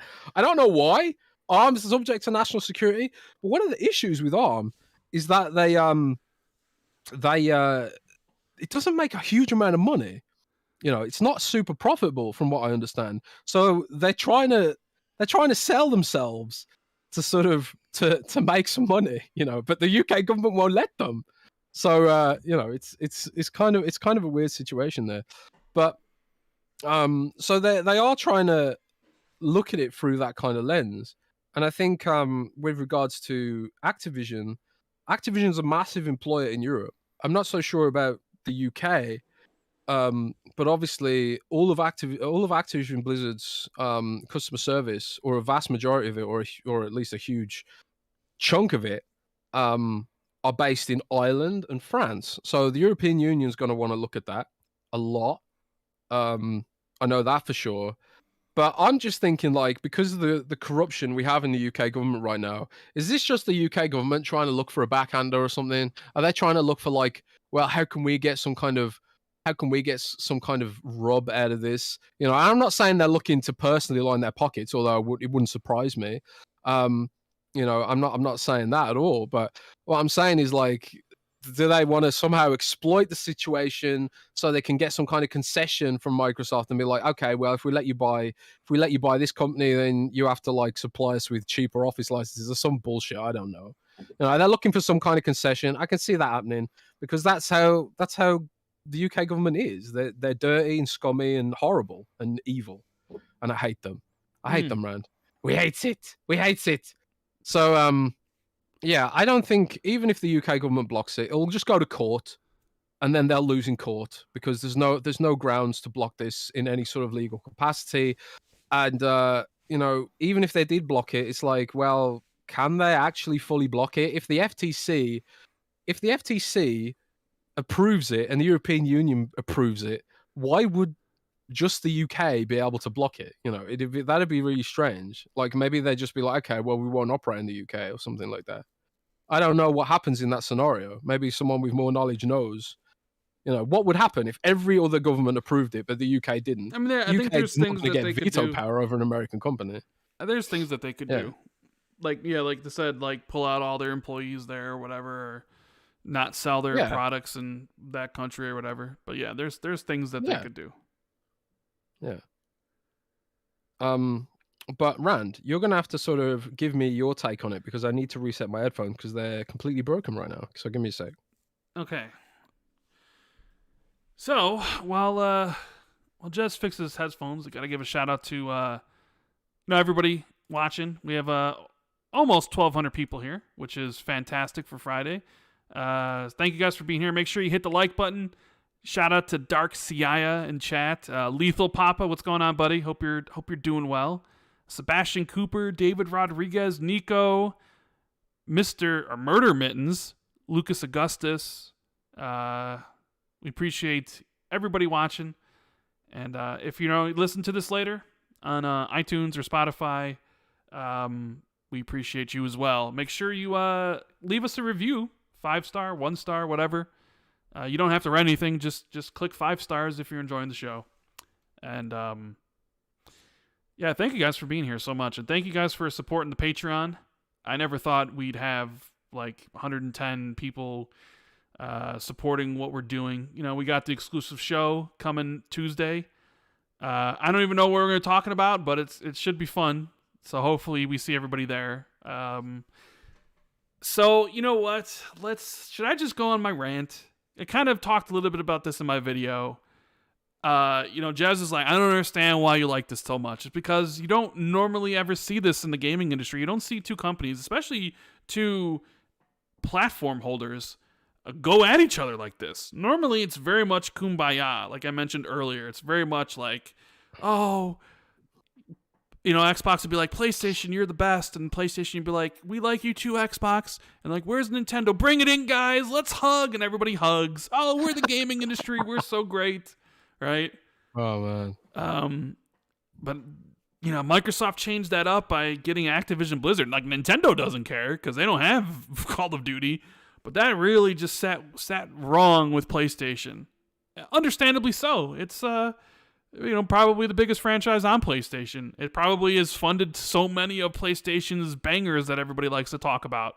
When you think about God of War and you think about, Last of Us and stuff, those were probably directly funded by the 30% cut PlayStation got from Call of Duty and the microtransactions and all the people that went to PlayStation because of their marketing deal. So you can maybe draw a direct line from Call of Duty to some of their exclusives, because that's how Sony makes money and then reinvest, right? So they freaked out. I didn't think we'd see them out in public like this. I thought it'd be done all behind closed doors. And it seems like we're just building, it's just ramping up. First it was PlayStation being like, well, we expect Xbox to honor their contracts, which, fair enough statement. And Xbox always does. And then as it went on, it got a little bit more hostile each and every time, right? To the point where, Phil's like, hey, we offered him a contract. Or no, but before that happened, we saw the answers from the Brazilian company, and then we saw the CMA with their thing, and then Phil's like, we offered him the contract, and then Jim Ryan basically is like, you didn't think about PlayStation players, did you, when you made this deal? Right? And it was just like, whoa, is this really happening? Are like Phil and Jim really about to do this? And then it was like, okay. And then the CMA is like, we're going to phase 2. And Sony's like, yeah, you get him, CMA. This is the worst fucking deal I've ever seen in my fucking life. Worst deal ever in the history of gaming. And it's so bad for gamers. And, it's the industry. This is shit for the industry. And it's like, holy crap. They're not mincing words. They're really speaking with their whole chest out. Like, they're really telling you how they feel. They're basically telling you, we want this thing blocked ASAP. And it's like, okay, I'm sitting back there eating my popcorn. I'm like, God damn, what else is going to come out from this, right? Like, if this is what we're getting now, there's got to be more. And then, boom, Satya with a sit-down interview with Bloomberg, and he's just basically like smiling at the camera. Hey, man, it's about... hey, the number one platform holder, the number one company in gaming, they're buying up companies. They bought 3 recently. If it's about competition, let us have competition, as he like winks at the camera, right? Like, it's just the whole way this has all happened is just, I don't know. It's something you never see before. And Capono in chat says, Rand is enjoying what's going on, but most people just want the deal to be over. I want the deal to be going over. I want the deal to be over as well, because this is holding up other Xbox acquisitions. 100%. The entire mergers and acquisition team's on this. It's holding up other deals that they could make. So I want it to close as soon as possible, because that means the Call of Duty games are added to Game Pass. They'll have a whole drop. Diablo 4 will most likely be added day 1, and all those good things. So I want it to be over for those reasons. But if we keep on getting these sort of things, maybe let it go on for a little bit longer, because I'm enjoying myself, because, I just sit back and I'm just like, what are we going to hear from today? And so it wasn't just Jim and Ryan, Jim and Phil. It's now you got the CEO of Microsoft coming out here, directly mentioning Sony, talking about competition. What's next? Is Sony's CEO going to say something this week? I don't know what's going to happen, but, the whole, if it's about competition, let us compete. I think it's clear as day that Sony doesn't want Xbox to get more powerful or to be able to better compete. Sony loved the Xbox of last generation. The Xbox that couldn't basically tie their shoes, right? That tripped over themselves all the time, that shot themselves in the foot, that couldn't stop releasing 60 Metacritic games, right? That had no Japanese content, that had influencers and gaming media and fans alike making fun of the brand. Like, that's the Xbox PlayStation wants, because PlayStation knows they'll dominate. There's no question about it that, their revenues will go up because Xbox was a joke. They don't want Xbox suddenly with the full backing of a Microsoft, who clearly wants to invest heavily in this, who sees that there's a future down the road where they could potentially be number 1, because if PlayStation isn't number 1, well, that really impacts Sony. So Sony's probably a little bit like sweating at the collar too, because that's Sony's bread and butter is PlayStation. And if they're like, we think revenue is going to be like this, but what happens if Call of Duty's gone and more people buy it on Xbox, and Xbox conditions more gamers where Game Pass is the right way to engage with games, and $70 might seem problematic instead of so it's like this is all going towards exactly what PlayStation is trying to do. And it's funny to see Satya come out and say that. And I want to make mention, and I said this in my video, so I'll just say it again. Basically, you all asked for this. Xbox fans, you asked for this. You wanted Xbox to compete because we were sick of Xbox putting out lowly rated games. We were sick of the fact that Xbox wasn't investing in first-party studios.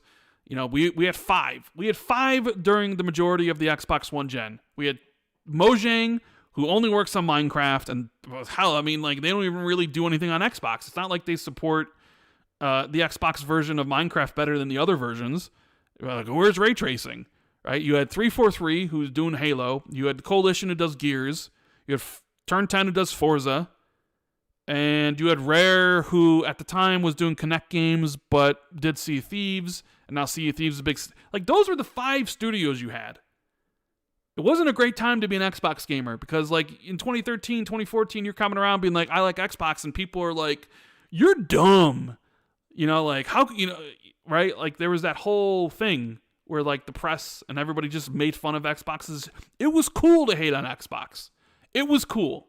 Because the decisions they made, the DRM strategy, the always online, trying to do things differently, and, Sony clowning them for it smartly.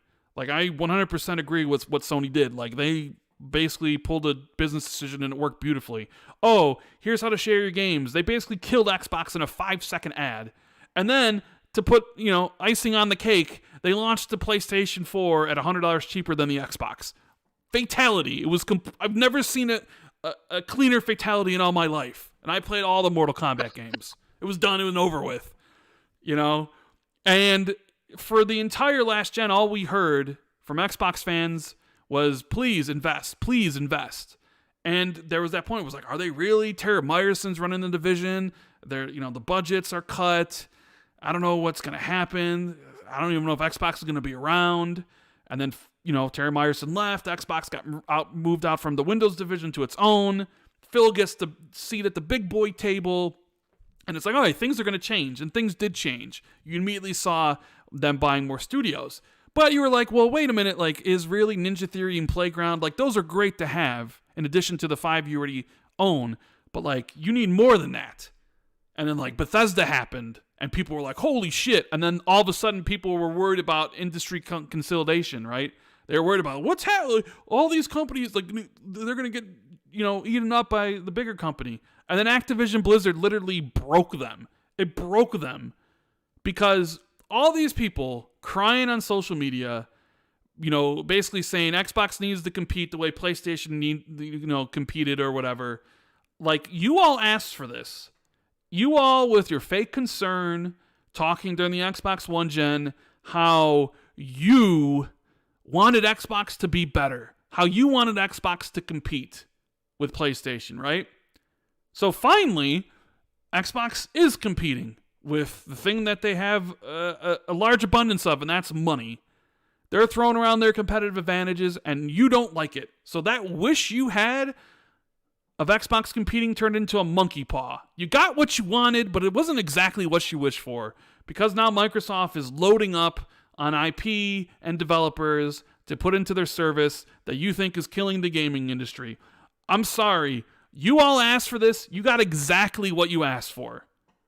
Everybody got exactly what they asked for. Xbox fans got exactly what they wanted. PlayStation fans got exactly what they wished, except maybe not in the way they wanted it to be. So I just kind of see all this talk on social media and like people crying about it. Like, you can't do this. It's not fair. It's 70 billion. Sony can't do it. Like, who cares what Sony can or can't do? Like, Sony's been number one forever. You look at the revenue. It's like, even with Microsoft acquiring Activision, they would maybe equal out. So like maybe be on the same level as PlayStation. So if they're on the same level, that means Sony's going to have to work harder to compete with Xbox, which usually means we're going to get better things out of it or better pro-consumer things. Maybe prices are lowering. Like, you know what I mean? Like, you get to... Whereas, like, before, they didn't have to. They did it when Xbox kicked their ass and, you know, PlayStation then put them in their place. And now Xbox is like, well, round 2, bitch. Here we go. And PlayStation's crying behind the scenes to anybody that's going to listen, being like, it's not supposed to be like this. This isn't fair. We can't do this. And it's fucking hysterical to me. I'm sorry. It's not console war because I think PlayStation is a really good company. I think they make incredible games. I mean, outside of like how the system looks, I don't really like how it looks. I think the PS5 is a great console. They got great games. I was just the leadership at PlayStation. I just kind of I don't know. Like I know a lot of PlayStation fans don't like them either, but I mean, hey, Jim Ryan might be the best thing for PlayStation, bringing all those exclusives to PC. You know, going to maybe to mobile, and it's given me all this like this whole like scenario of them going back and forth is just filling me with life because it's something I didn't know I really wanted until I got it, and this all just kind of is exactly what everybody wanted. They wanted a Microsoft and Xbox that could compete and force Sony to compete back. So you're finally getting it. But instead of celebrating that, or at least being like, okay, I get it. You're all people are just complaining on Twitter that you need to do it exactly step by step that PlayStation did it and do it this way. Otherwise, if you don't do it this way, it's not fair. Right?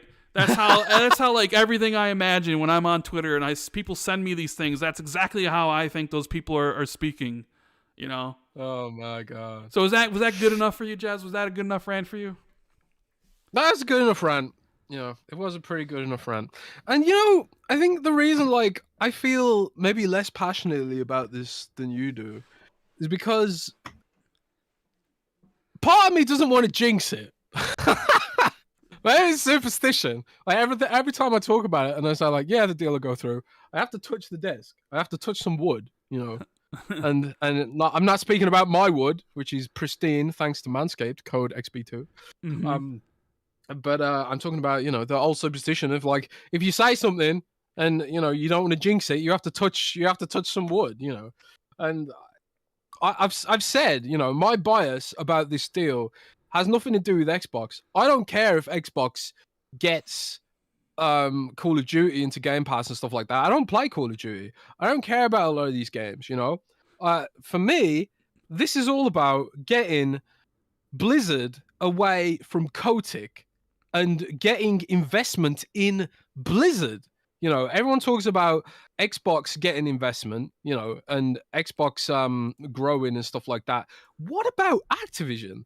Activision has been underinvested. You know, StarCraft is dead. You know, Heroes of the Storm is dead. And it's because, like, in Activision's mind, if a game isn't super massive constantly, then it's not worth keeping around because they have this mentality of trend chasing. This trend chasing mentality, which kills so many of their great franchises. You know, we don't see Spyro the Dragon anymore. We don't see Guitar Hero anymore. You know, and Phil Spencer name checked a lot of these franchises. He name checked StarCraft. He name checked Guitar Hero. He name checked Skylanders and stuff. And yeah, maybe these games aren't going to be mega Fortnite blockbusters, which Activision unsustainably thinks every single one of its games should be the next Call of Duty. But Microsoft's business model is all about going broad. It's all about catering to niche communities. It's all about having as many people in Game Pass as possible. And to do that, and I think this is some of their Netflix DNA coming out, because a lot of the people running Xbox Game Pass are ex-Netflix staff who understand that going broad and catering to every genre and every demographic, no matter how small the community, it means you get more subscribers, right? You get more and more subscribers. And maybe you convert some people into new genres that they didn't know they liked before, you know. And people explore other aspects of your content, because that's how you keep people in your subscription service, which drives your revenue, right? So for Microsoft, I think as a fan of Blizzard, this is the only way I get some of that investment back into Activision. That's my bias. I don't care so much about Xbox getting the games it needs, because a lot of Xbox's franchises, I don't care that much for it. I'm not someone who's nostalgic about Banjo because I never played it. I didn't bat an eyelid when we got GoldenEye because I didn't really care about it that much. I don't care. You guys know I don't really care about Halo. I don't really care about a lot of these games. Didn't care about Crackdown. Don't care about this and that. But what I do care about is World of Warcraft. I do care about getting a Warcraft 4, an RTS Warcraft again. I care about getting the StarCraft shooter that I've been dreaming about for what feels like almost 20 years at this point. And I feel like the only way that's going to happen is if we get rid of Bobby Kotick and Activision shareholder culture. So that's my bias towards this deal going through, because it would be better for me as a gamer, as a consumer. I don't care if Xbox competes with PlayStation. I don't give a crap. I am a consumer and I want better games. And we're only going to get better Activision games if they join Microsoft. That's the reality of my bias, And a lot of people are hung up on the console war aspect of this shit. I don't care about the console war aspect of this shit. I'm thinking about what am I going to get on my PC, And it's and there's just so many aspects to this deal which are exciting for gamers on all platforms, because you have to assume a lot of those games from some of those franchises probably would be multi-platform, and they will be better under Microsoft on PlayStation as well, So that's my angle. That's my bias, Rand. That's my angle. Laid bare for you. That's good. I only care about Blizzard. You only care about Blizzard. I get that. I'll be checking next week. Who's gonna have something to say next week? Jimbo, you coming out for round 2? You gonna say something? Sony CEO, you gonna come out and say something? Let's just have this back and forth. I would love it, because it's hilarious to me. It's I don't know what else to say. J Train in the super chat says, "Happy Friday, boys. Edge Runners is amazing." Yeah, everybody's kind of saying that. Let me see. We got one from Miguel saying, "One fact that's completely flying under the radar is that this is the first time in history that a $1 trillion company is 100% investing in gaming. This might take the industry to all new heights." Very well could be. They're push on cloud gaming to expand in a lot of different areas. That could eventually pay off in the future. Space Dovikin has been a member for 18 months, says, "Man, I love Dark Rand, best podcast in town." I don't know, was that really Dark Rand? I mean, it's very similar to what I said in my video. And, I mean, Dark Rand. Am I lying? I think anybody who's been around, last generation and this, exactly what I'm talking about. You saw people being like, "I just want Xbox to compete, man. They're just, I just want them to put out better games and, push Sony." And it's like, all right, well, you got what you wanted, dude. Here you go. Xbox got all the games now and everything, and they're gonna push Sony. But the whole thing is like, well, Rand, they might raise the price of Game Pass in the future. That's why they shouldn't be allowed to have this. It's like, oh, so we're worried about a future price increase on Game Pass that hasn't materialized yet, but you're going to overlook the price increases, the very, very recent and real price increases that the current market leader has implemented this gen, from $70 games to $10 upgrades to $50 increase on the console itself. So you're concerned about the 5 years from now, when Game Pass might raise its price from $10 to $15, because you say, well, look what Netflix is doing. Netflix raising prices overboard. So you're more concerned about a future price increase than the current price increases that the market leader has implemented. Is this the hill that you're going to die on? Right? Is this the hill that you want to die on here? Are you sure?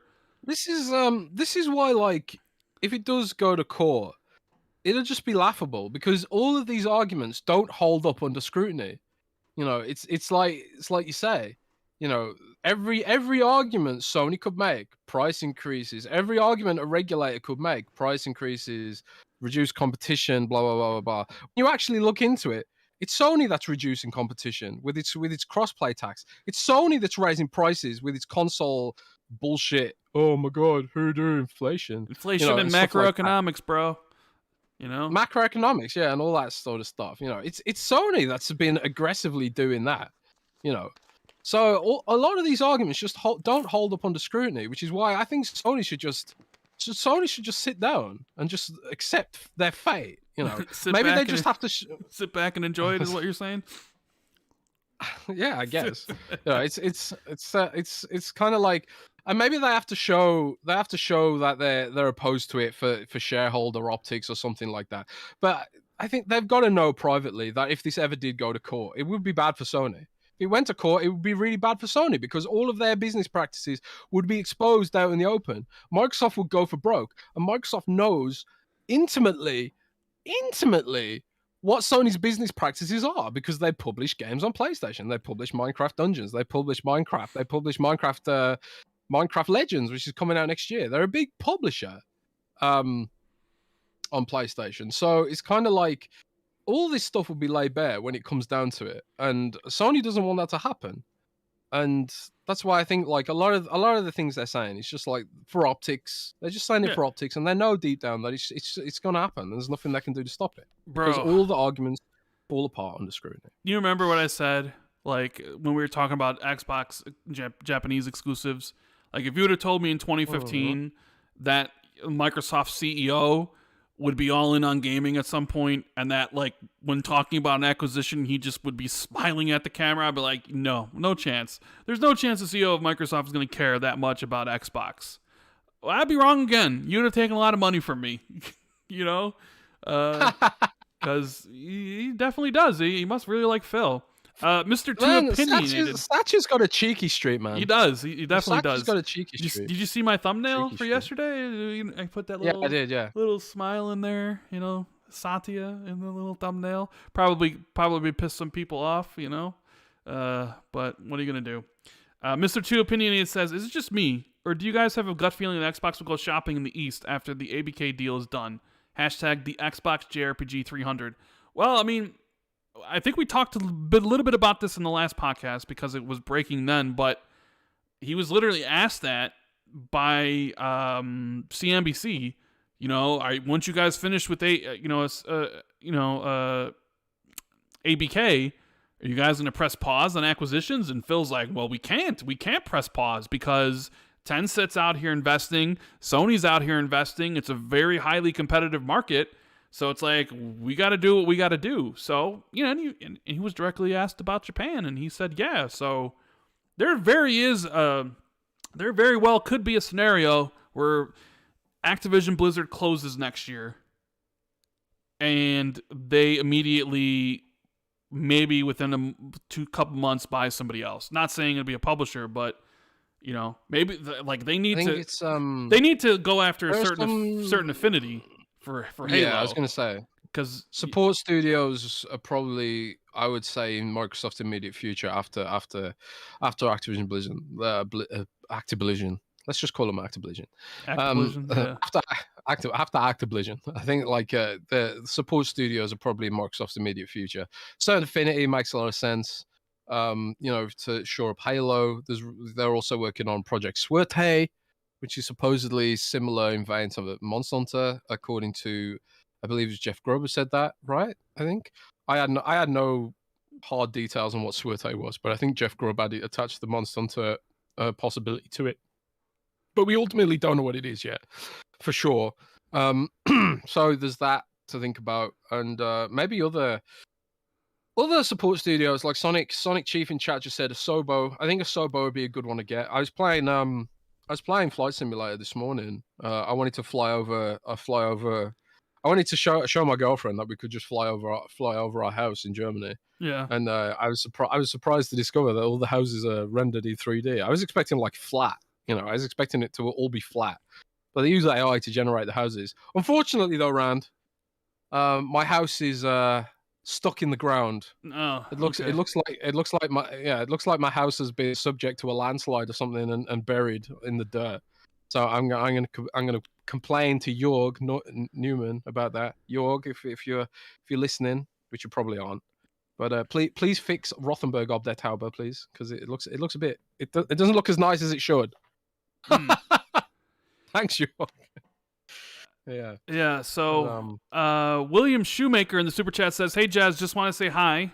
I usually only listen to you guys on Saturdays for my boring aspect part of my job, which is wonderful." What's going on, William? And friend of the show, Special Nick, with the super chat. He's here to take his victory lap, Jez. He says, "Give me my dues for once again getting a non-Xbox rumor right." And he spelled rumor wrong he spelled it with an OU. He spelled rumor wrong, but he's Australian, so it's not that. What do you mean? Be expected. That's the correct way of spelling it. You don't say rumor, do you? Rumor. Anyways, yeah. Rumor. Special Nick said that Iron Man is being made at EA, and Iron Man is being made at EA. So, Nick, I've said that your non-Xbox sources are pretty good. It's those Xbox sources, bruh. It's that Gears collection, bruh. It's. I think Nick's just I think Special Nick is actually his burner account. Oh really? I think Special Nick might actually be a famous YouTuber violating NDAs. Maybe. Maybe Special Nick is actually like, I don't know, man, I don't know any YouTubers, man. PewDiePie.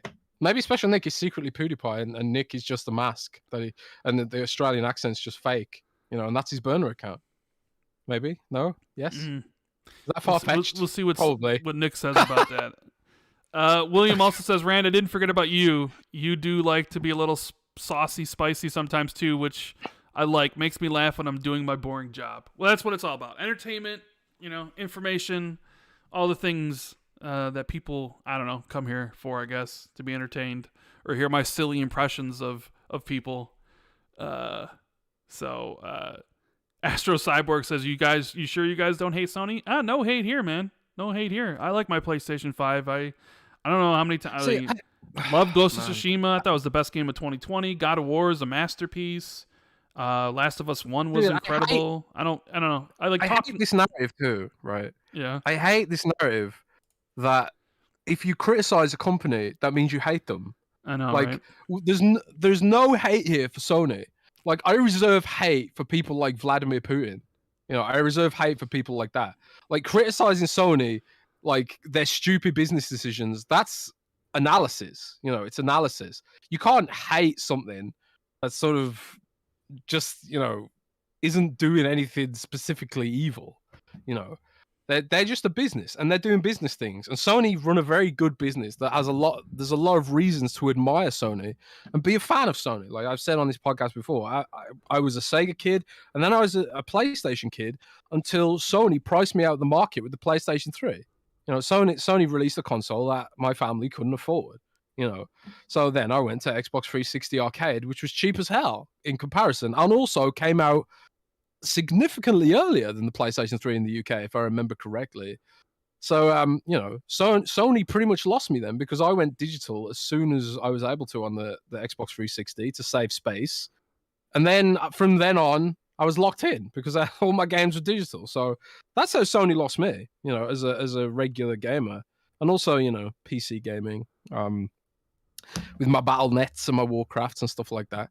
I don't have enough time in my life for that many extra consoles, but there's just no hate, when people say, "Oh my god, you criticize PlayStation, you criticize Nintendo, you must hate them." It's nothing like that. Although, that being said, I think Rand actually does hate Nintendo. I don't hate Nintendo. Nintendo's here's the thing about Nintendo, they're just irrelevant. Well, how can I hate something that's irrelevant? Oh man, so they're just like a non-entity to you.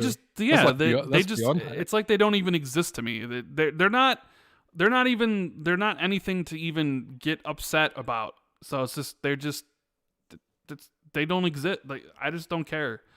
And like I told you guys before, and shout out to Fried Melon in Super Chat for giving out a 1 month code for PC Game Pass. Appreciate it.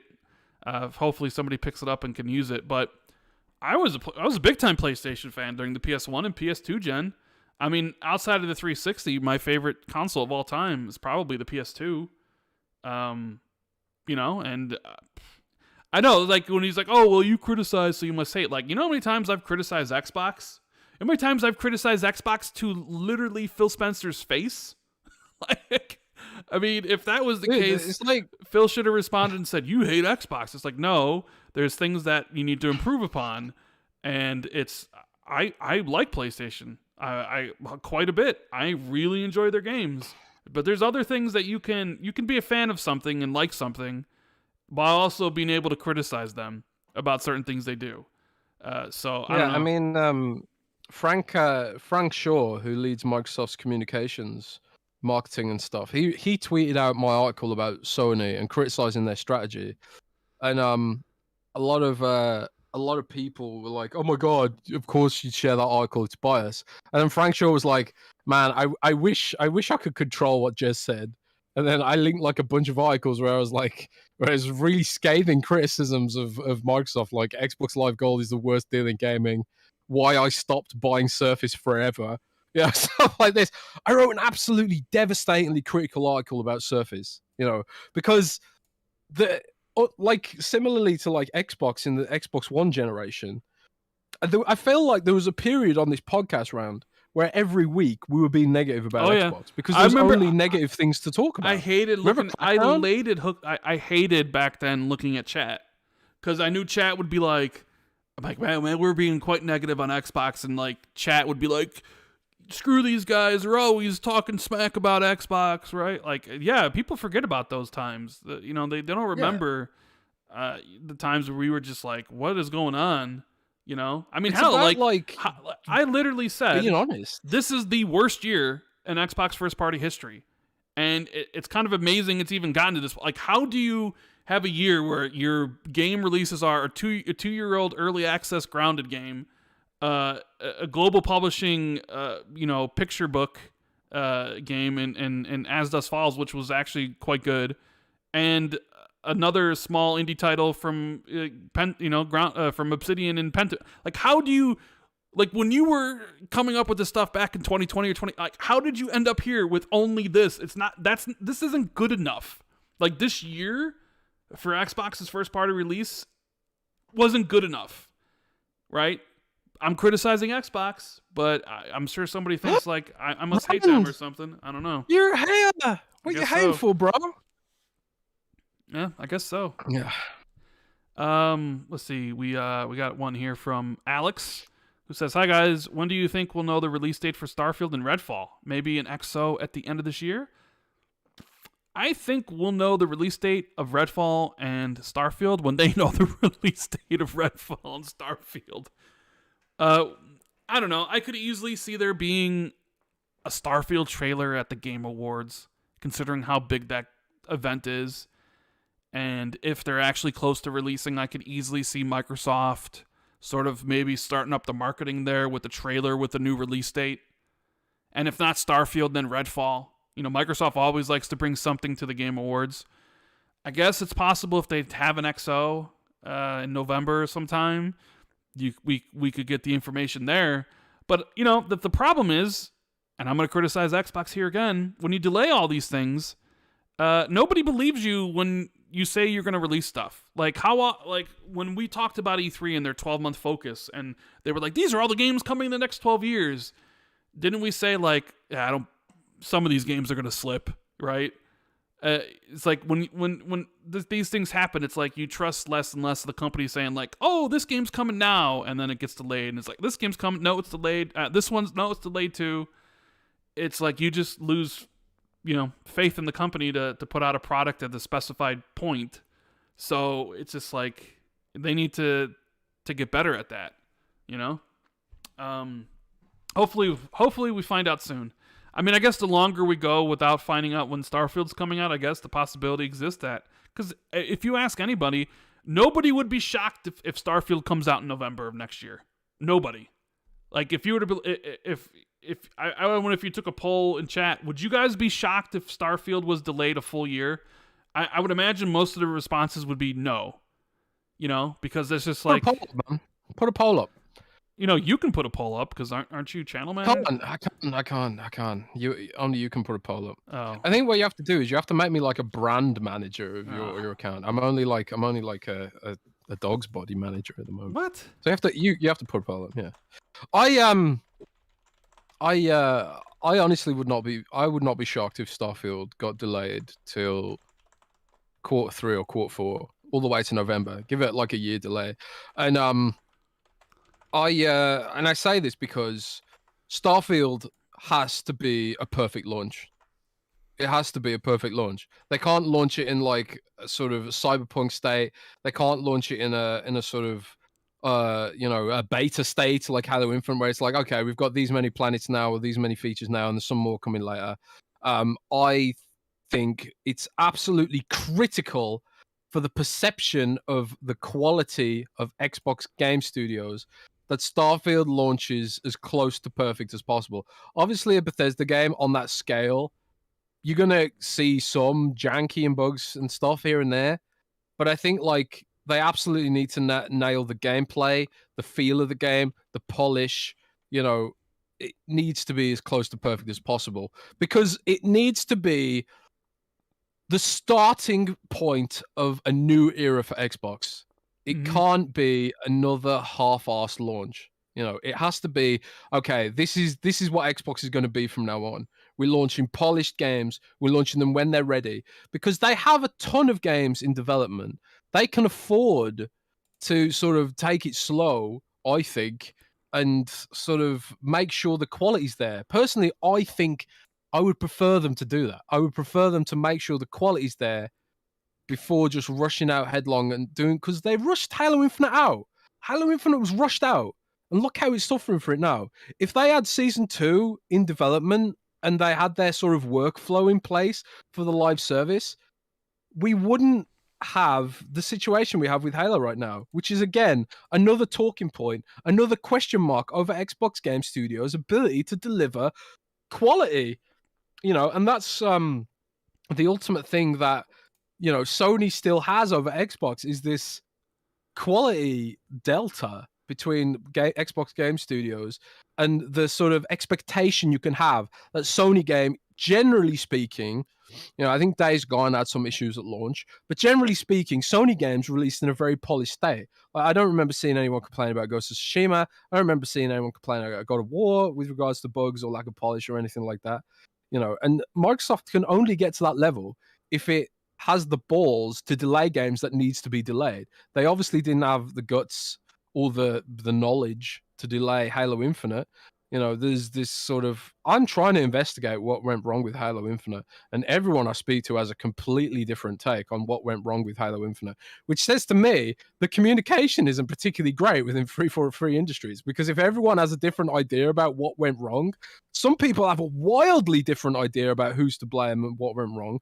It feels like there's almost like factions in 343, or like just complete breakdown in communication in some areas, So it's sort of like we can't have that anymore. We need to move away from these times where we have this expectation of disappointment.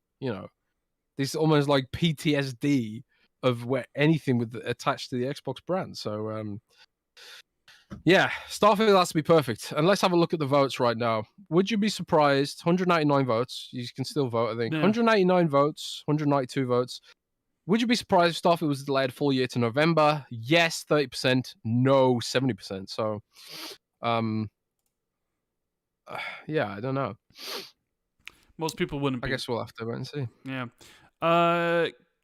Kung Cookie in the super chat says, "Hey guys, big fan of the show. Does Jez know that Germany will legalize weed next year? And what's his opinion about it? Lol, greetings from Germany." Jez, are you gonna get high next year? You're gonna be smoking the ganja?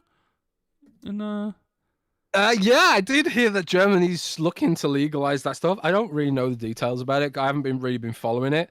Yeah, maybe. I mean, what are YouTube's rules about that shit? Are you allowed to get high on podcasts? I mean, I don't know. I mean, you've been drinking on podcasts, so I haven't gotten in trouble for that. Are we going to start doing the Xbox 2 420 edition? something like that. Well, Oh do you man, even know I don't what you know. would We'll do have to wait and find out. if you got high? Would you leak stuff if you were high as a kite? I don't know. I've never done weed. Oh, Weed's one of really? the few drugs I haven't done actually. So I haven't done it. I don't know how I'd be. So I guess we'll have to wait and see. Next Yeah. year we'll be out here smoking it up, man. But yeah, so it is. Eric83 says, "Tell me when Sony bought a publisher, Psygnosis, to get into the industry. They bought them, biggest publisher in Europe at the time. Just because they didn't buy one recently doesn't mean they haven't in the past. I mean, 19 of Sony's 30 studios, or 20 of them, have been acquired. They purchased. I mean, I don't know. This whole like narrative, like you got to do things just like Sony did, man. Create them from the ground up. Like, well, that's not how Sony did everything. But okay, a lot of people kind of have a revisionist history on things. But just because one company does it one way doesn't mean the other company has to exactly follow in the footsteps that they put down. Companies can do lots of different things. So Microsoft is going to use its money to compete. And I think I honestly think you'll get a better PlayStation out of this competition with Xbox. Because if things get neck and neck, like if the consoles start close to one another, Xbox starts really kind of engaging more people in other countries, and Game Pass starts to grow, Sony's going to be forced to have to adapt and do things better for the consumers to sway people. That's what they had to do with the PS4. And, people would say that was perhaps the best PlayStation generation. It's just that, Sony's crying that they don't want competition because they don't want to have to go through that all. They thought it would be like easy. They thought they thought Xbox would never recover. They just would be dealing with a clown company that was putting out crappy games, and while they're over there putting out Game of the Year contenders and whatnot, they didn't think they were a threat. And maybe that's Sony's fault. Maybe they should have taken their foot and snapped Xbox's neck back in 2015 when Xbox was at their lowest or whatever. Maybe they should have just ended Xbox then, and then they wouldn't have this problem. But they didn't. Now, essentially when this deal goes through, and potentially other things in the future, they might have to pay for it. They might have to be forced to buy a publisher when maybe they didn't want to, Either way, I think it's just good for everybody because they're going to have to work harder for your money. That's the best part of it. Everyone always says Sony should buy Square Enix. And frankly, I would honestly like to see them buy Square Enix. I would rather Sony bought Square Enix than Tencent. Tencent's muscling in and Tencent's smelling blood in the water. Tencent is the company that you don't want to be buying publishers and stuff like that. So I'd love to see Sony buy Square Enix. And I like a lot of Xbox fans are going to go, hang on a sec, what are you doing? But that's like, that's the competition aspect, You can't be out here celebrating Activision going under Xbox and then expect Sony to not respond. If I'm just speaking analytically, I think, obviously speaking, Square Enix aligns very closely with what Sony's doing right now. And I think having Square Enix would also help them in Japan, ironically, where they're sort of flagging in terms of perception. So it'd be like, yes, we're still investing in the Japanese market, blah, blah, blah. But guarantee that Square Enix's games are going to be exclusive or whatever. And also put them into PlayStation Plus, and put some of their back catalog in there as well. If they're not in there already, maybe they are, I don't know. But there's that sort of like, again, it's sort of like a platform can do things, I think, with a publisher that a publisher can't do. We've got Square Enix out here saying it's too expensive to make games right now. Meanwhile, we have Sony making like some of the most detailed games in history because they're subsidized by the platform. They're subsidized by the subscriptions. They're subsidized by Fortnite microtransactions. They're subsidized by the hardware sales and accessory sales and blah, blah, blah, blah, blah. So Sony can make those really big investments in those really crazy games. And so can Microsoft. They can make those kind of investments. They can make sort of fan favorite things that maybe don't necessarily blow up like Fortnite do. So I'd rather see Square Enix be able to see its full potential as part of a platform than languish in this sort of weird risk-averse state that they're in right now, trying to, finance their way out of every sort of possible risk-taking thing. I completely, lost my word flow there. But it's sort of, that's my thinking on it. I don't think market consolidation's bad until we start seeing platforms get consolidated. If Apple ends up buying every single gaming platform, then yeah, they could start selling games for $150. But as long as platforms remain competitive, I think that's fine. I think that's what drives down prices, because it's ultimately platforms that decide how much games cost, right? So, yeah, that's my ramble on that. Love of the Game says, with recent news sources reporting Warner Brothers Discovery selling to NBC Comcast in 2024, does Microsoft end up with WB NetherRealm Games? Predictions. Yeah, I've seen that stuff. Basically saying that NBC Comcast might acquire Warner Brothers Discovery, but they'd have to wait 2 years for it to happen. I also do wonder what happens with their gaming division. Does NBC Comcast want it? Does WB need to get rid of it to kind of smooth over the acquisition and get rid of some of that debt? It'd be interesting to see what goes with all that stuff. I mean, you know where I'm at. Like, WB, I think, is a great get, especially if you're able to license some of those, IP for extended periods of time, But who knows? I mean, a lot of things are changing in the film industry and stuff, and we saw what AT&T used to own Warner Brothers, right? And then they had the Warner Brothers Discovery merger, but then that kind of turned to shit. And now, like, NBC Comcast, like, everything's going to be owned in the film industry. Everybody's going to be owned by a couple. It's kind of, I guess you could say it's kind of sad to see, like, Fox and, like, Warner Brothers maybe not exist in the future because Disney is just, like, this uber conglomerate. But we'll see what happens there. Let's see what else we got here. It's so weird watching this Warner Brothers stuff. It feels like every week they're being bought, traded, passed around like I don't know, like a pizza box, and everyone's taking a slice or something. Atticus said Logitech confirmed it was a white skin. I need it. I did see that on Twitter. Tom Warren did say that Logitech came out and said it was just a skin, that it wasn't an actual white Xbox. So yeah, rip to the dreams. There you go. Rip to the dreams. That's what I thought. So let's move on to the Logitech Xbox Handheld. Jez, do you have the information regarding this? I think you wrote an article about the handheld, right? Yes. So the Logitech G Cloud has been the subject of some controversy. I even saw Linus Tech Tips put out a meme which was like, "Mom, can we have a Steam Deck?" And then she's like, "No, we have Steam Deck at home." And then it's the Logitech G Cloud. But I was on the Mavs and Pong Soul's podcast yesterday, actually talking about this, and I was trying to explain why I actually quite like the idea of the Logitech G Cloud as someone who cancelled their Steam Deck pre-order, and I'll explain why. It's basically, long story short, it's an Android tablet, and I like Android.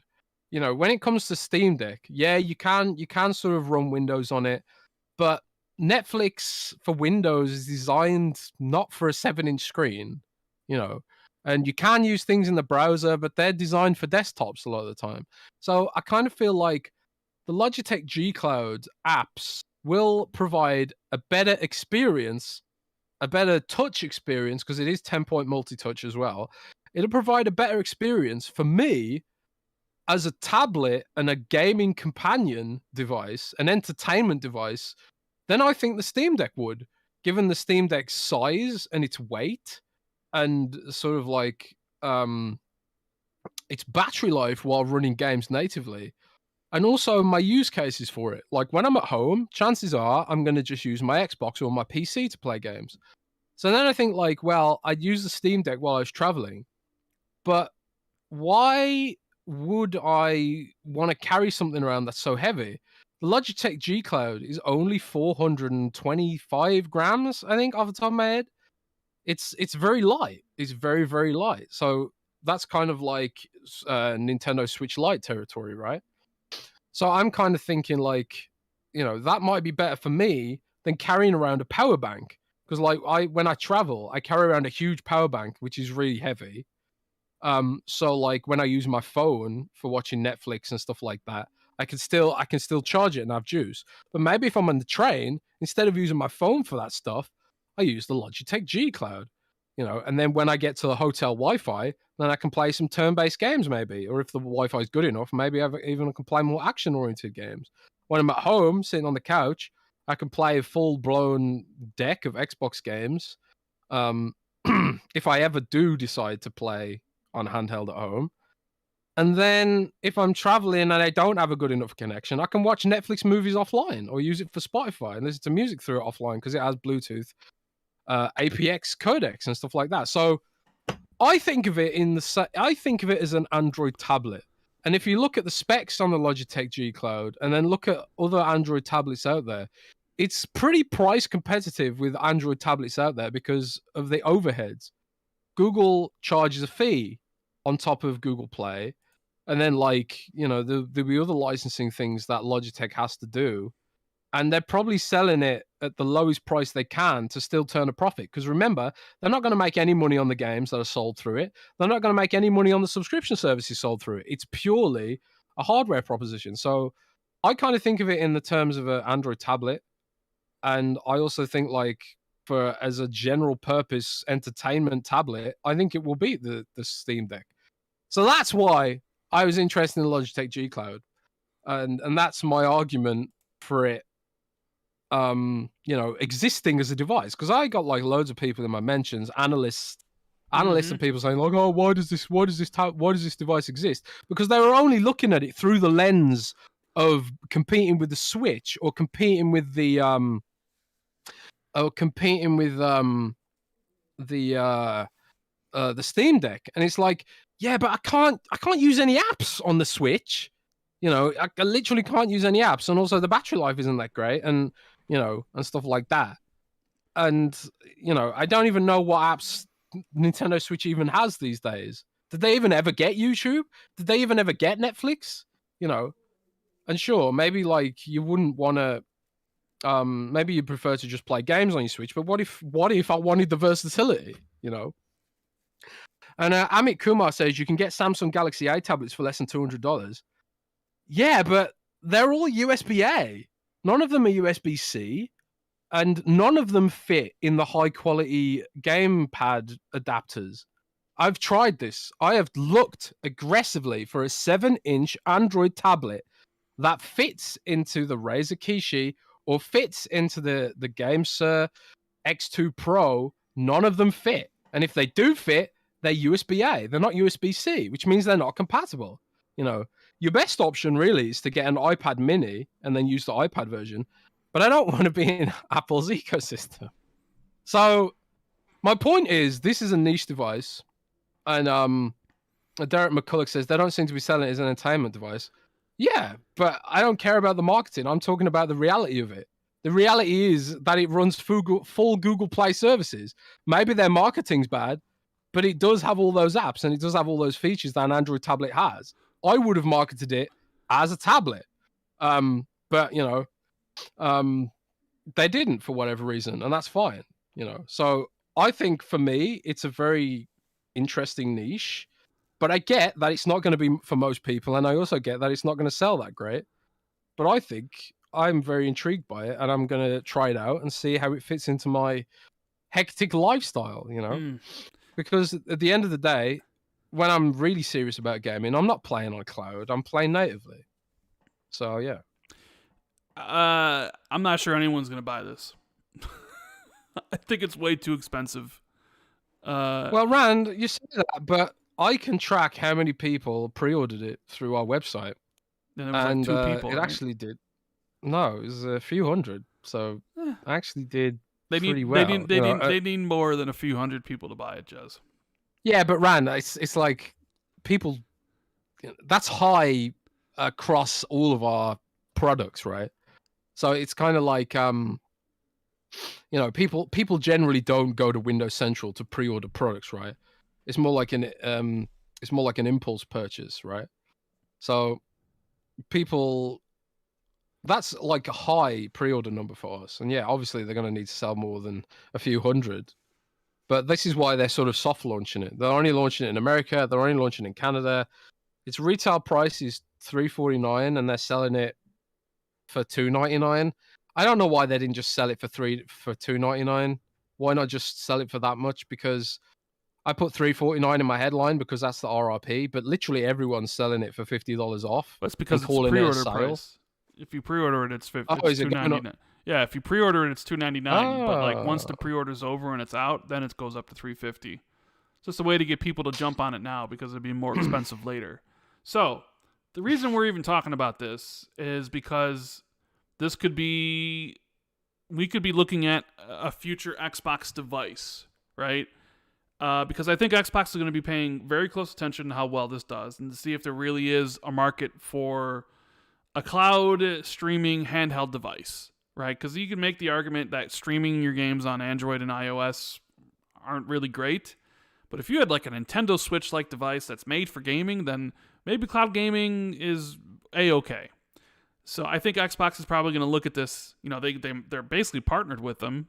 You know, they're using Xbox in all their promotional things, and it's like, hey, you can, you know, get Game Pass, you get all these things, and maybe we see one of these, you know, in 2 years from now, you know, when Xbox, what was that Xbox Keystone that Xbox told you about? You know, the Keystone is a streaming console, which again I've heard is targeting about $200. I think. Off the top of my head, was it $200 or was it $99? Actually, let me check that. I don't want to get that wrong. I think it was targeting $99. Yeah, $99. Yeah, so yeah, that's targeting $99. But obviously, that's missing a lot of overheads like Bluetooth, presumably, and stuff like that. Well, yeah. So like that, the problem with this device is the price, because for similar price you can get a Switch, and for same price or a little bit more you can get a Steam Deck, which can run all your PC games, and you can actually put the Xbox Game Pass app on there to do it. So it's a little bit too expensive in the market that it's competing with. But that's where Xbox could come in the future and make a similar device, but then price it at a reasonable price point, like around $200. So maybe we're getting a glimpse of the future of something Xbox could make down the road. Yeah, and this is the thing that like Xbox can subsidize it with software sales and subscription sales, because they are eventually going to sell Xbox games directly in the cloud. Like you won't have to subscribe. And Freddie Fox just said it's already sold out. So, you know, people obviously have sold through. They made like, you know, 500 of them, you know? Yeah, but even still, saying like nobody wanted it was just pretty much inaccurate. Like, let's see what is if it's sold out on let's see if it's sold out on ye old Amazon. It is still available to pre-order on Amazon right now. So it's not completely sold out, but they seem to have sold through all their Microsoft stuff. Maybe people are just buying it because it is $50 off and they, you know, it's impulse buy. But yeah, I see it more like a tablet, you know. I see it more like, man, I could take this thing to Gamescom and hook up a keyboard to it, write an article on it, you know. If I want to get crazy with it in a sort of, you know, without the sort of bulk of a Steam Deck. So and also it's a fair bit cheaper than a Steam Deck when you take into account that $50 off. So I'm not totally opposed to it, and I don't care if I'm like the only person who's not opposed to it. Like everyone seems to want to dunk on it, but everyone seems to want to dunk on Cyberpunk as well. And look where we are now. Yeah. Maybe Logitech G Cloud is the future, man. What if it's the future, baby? Well, we'll see. Mr. Two Opinionated in the Super Chat says, should Xbox have padded their lineup with bigger and longer deals like PlayStation has with Final Fantasy VII, Final Fantasy 16's Forspoken, and etc. until their first party are ready? I don't think Microsoft hasn't been interested in doing that since Rise of the Tomb Raider. They're more interested in getting Game Pass exclusives or having games debut on Game Pass, you know, for 3 or 4 months before, you know, they come anywhere else, or just getting the game on Game Pass but still being able to release everywhere. And that's where Xbox is spending their money. I understand your argument though, like maybe they should have money-headed, bigger third-party games, especially, this year with how this year turned it out. It'd be like, well, if Xbox had done this and that, maybe it'd be better. But it's clearly like not what Microsoft is interested in. And maybe they're just like, these timed exclusives might be a thing of the past. Microsoft wants to grow Game Pass, and that's where they're really focused at. But I mean, it works well for Sony because like already next year, even though we don't know what games are coming out from PlayStation besides Spider-Man 2, you do know that Forspoken and Final Fantasy 16 and Final Fantasy 7 Rebirth are scheduled for 2023. So that definitely will help them. DJ Bird said, I pre-ordered mine yesterday and saved $50 from Amazon. So there you go. Yeah. Make sure you guys hit the like button if you're enjoying the show. We greatly appreciate it. Jez, let's talk about the Xbox 2023 roadmap. You ready? What exclusives are coming? Because friend of the show, the Grub himself, said this during a podcast with Luke Lore, the Insipid Ghost. He runs the Xbox Expansion podcast. And this kind of news made the rounds. Jeff was talking about what Xbox had planned to come out in 2023. Basically, this was their internal roadmap going back to like 2021, I believe. And these were the games that Jeff Grubb said were originally planned for Xbox to come out in 2023. And it's a pretty extensive list. You look at this and you're like, God damn, if all these games come out in 2023, 2023 is going to be the best year ever, right? So apparently, the first party lineup consisted of Hellblade 2, Perfect Dark, Fable, Contraband, Avowed, Everwild, In Exile's game, Compulsion's game, and Coalition's new game. So what is that? 1, 2, 3, 4, 5, 6, 7, 8, 9. So that'd be 9 games. But then Jeff went on to say that he only really expects Hellblade 2 and Contraband to come out within the second half of the year. Although I thought he said I thought it was like Compulsion's game and not Contraband. He also made mention, I think, on his other show that he was thinking that maybe what was it? Project Belfry and one of the other global publishing games, not the Wu-Tang Clan game, not that one, but another one. I forget. The name's escaping me at the moment. I don't remember which one, but yeah. So that's what Jeff Grubb says, or at least he thought what the roadmap is. Now, I'm gonna give my opinion on this first, Jazz. You ready? And then you can say what you think, and then always caveat it by saying, "But I could be wrong," or "I don't know." Right? So I'm just gonna rule out the games that aren't gonna be there. So that's Perfect Dark. I think Perfect Dark's 2024. Fable is not gonna come out next year. I'm thinking that's end of 2024 title with the possibility being a 2025. I don't think Contraband comes out next year.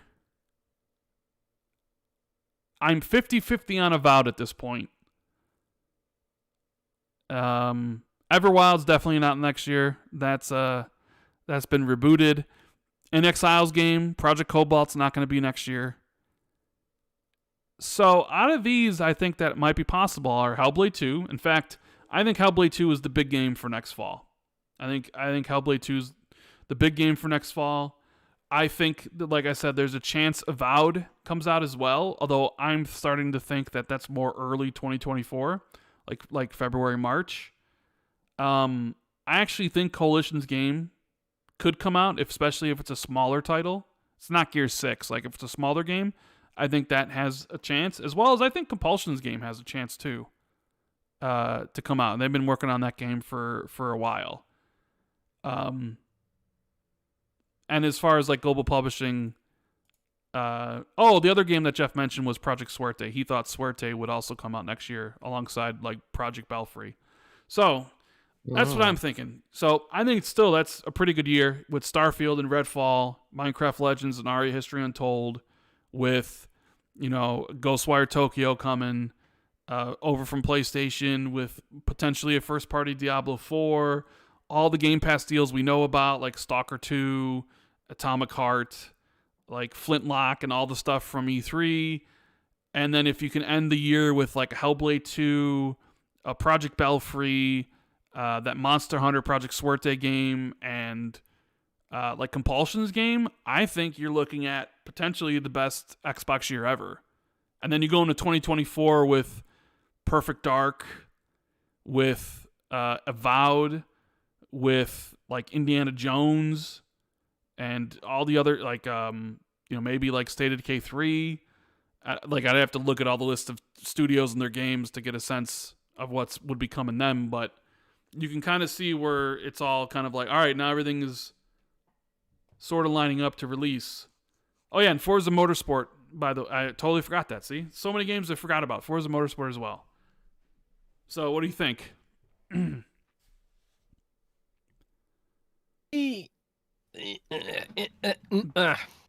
wouldn't be surprised if none of those games come out next year. Whoa! All right. I mean, fair enough. That's definitely a possibility. Maybe I'm a little bit too optimistic with Hellblade 2 and Compulsion's game. Okay. I think we get Starfield. Uh-huh. I think we get Redfall, we get Forza. Okay. We get the Game Pass deals, Flintlock and stuff like that you mentioned. And Stalker. Minecraft and Our History Untold. Yeah. And Ghostwire Tokyo. We get the Diablo. Yeah. We get the Activision deal go through, and then we get Diablo straight into Game Pass. I wouldn't honestly be surprised if Compulsion's game, Hellblade 2, Contraband, all that stuff comes out in 2024. Whoa! I am not basing that on any insider knowledge. So for those people freaking out, this is just my sort of cynical prediction. But for my money, it's kind of like if you've got Forza, if you've got Ara game, you got Redfall, you got Starfield, you got Diablo 4, you got Minecraft Legends, you've got Flintlock, you've got all these other Game Pass titles.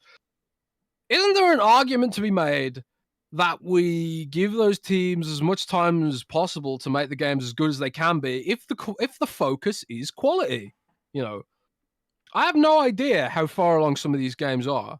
I have no idea. But I think even without Hellblade, even without Contraband and stuff like that, it's still a pretty damn strong year in my view. You know, I think it's still a strong year. So maybe Microsoft, like, is there an argument to be made that we could get Avowed to the next level if we give it till mid 2024? Is there an argument to be made that Hellblade can get like new gameplay features if we give it like another year? You know, and then like 2024 as well would be like a crazy year because all this disregards third party as well. You know, what other games are releasing next year? Are we getting the new Assassin's Creed next year?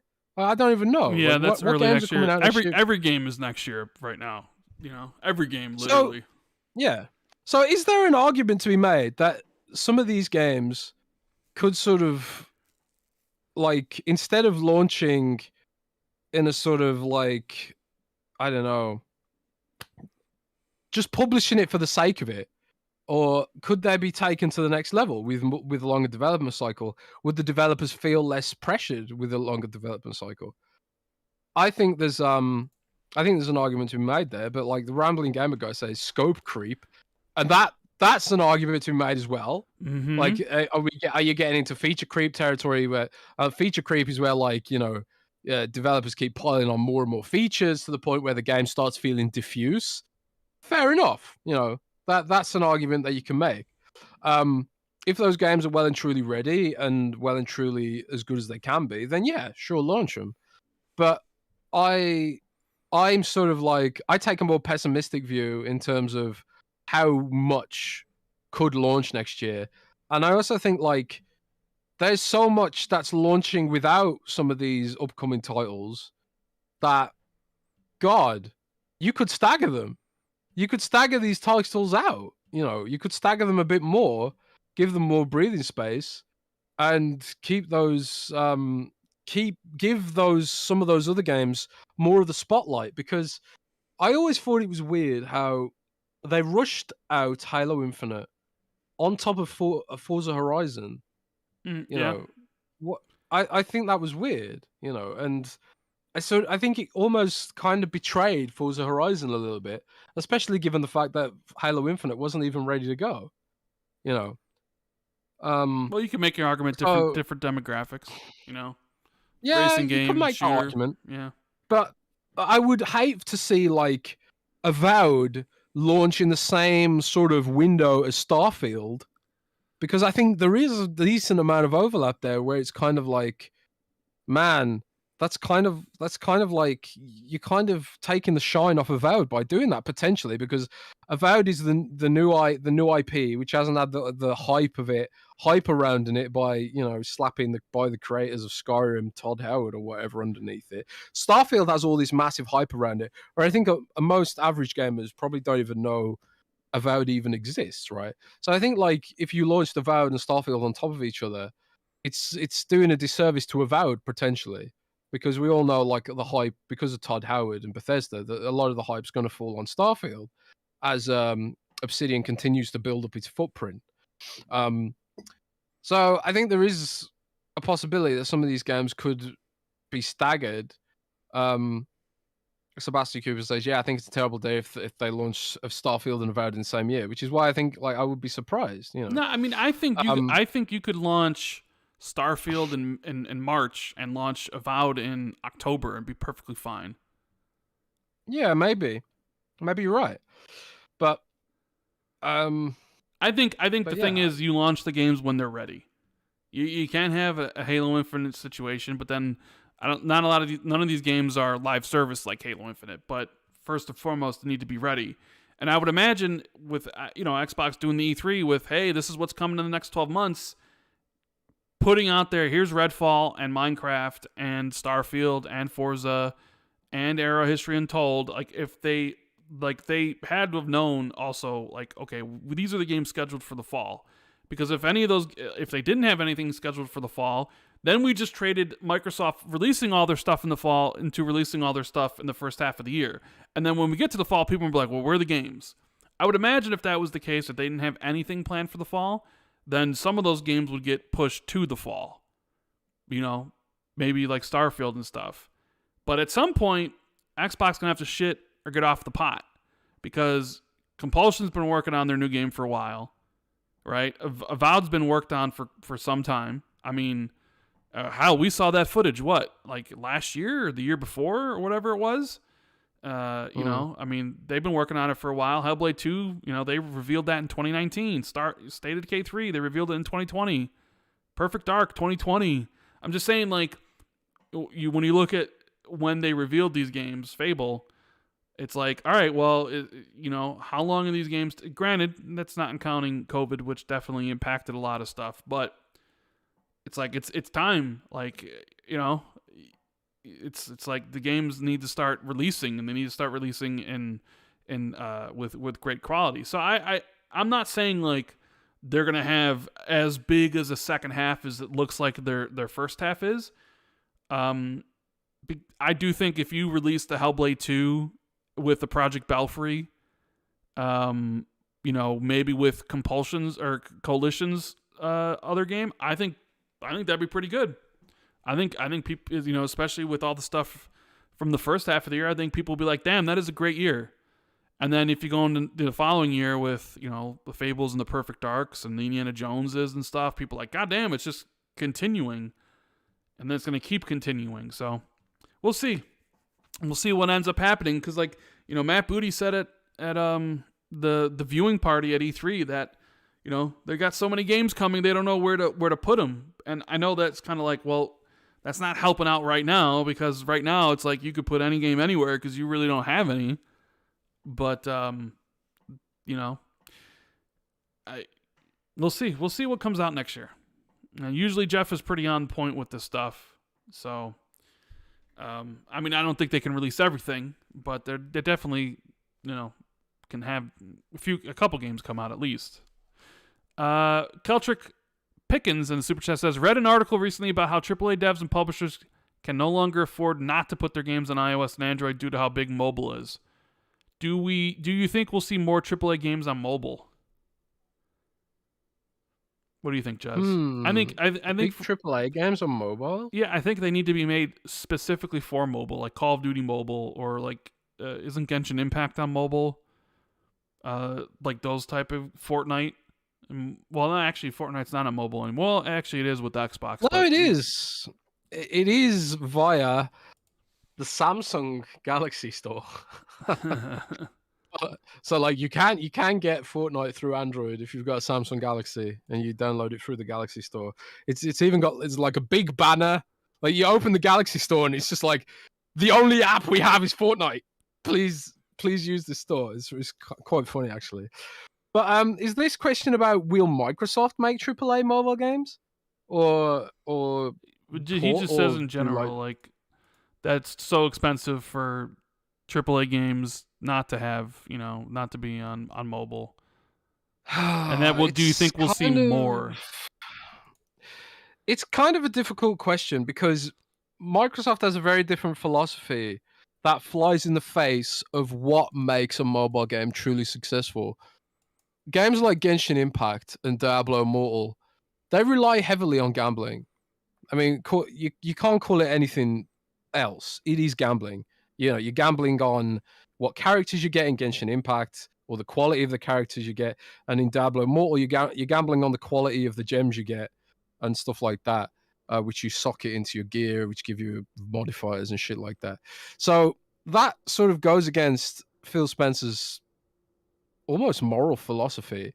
But the problem is it feels like to compete in that space, thanks to Google and Apple's lack of sort of regulation and sort of making it so the only way that devs can make money on mobile is to exploit that psychological itch that people have. It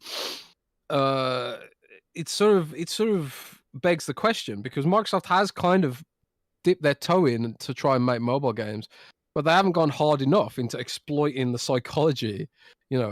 They don't have like Gears Pop didn't have any like waifus in it, and it had like the lightest touch microtransactions ever, which sort of didn't sort of create that sort of high stakes gambling experience that makes these games so profitable and so competitive.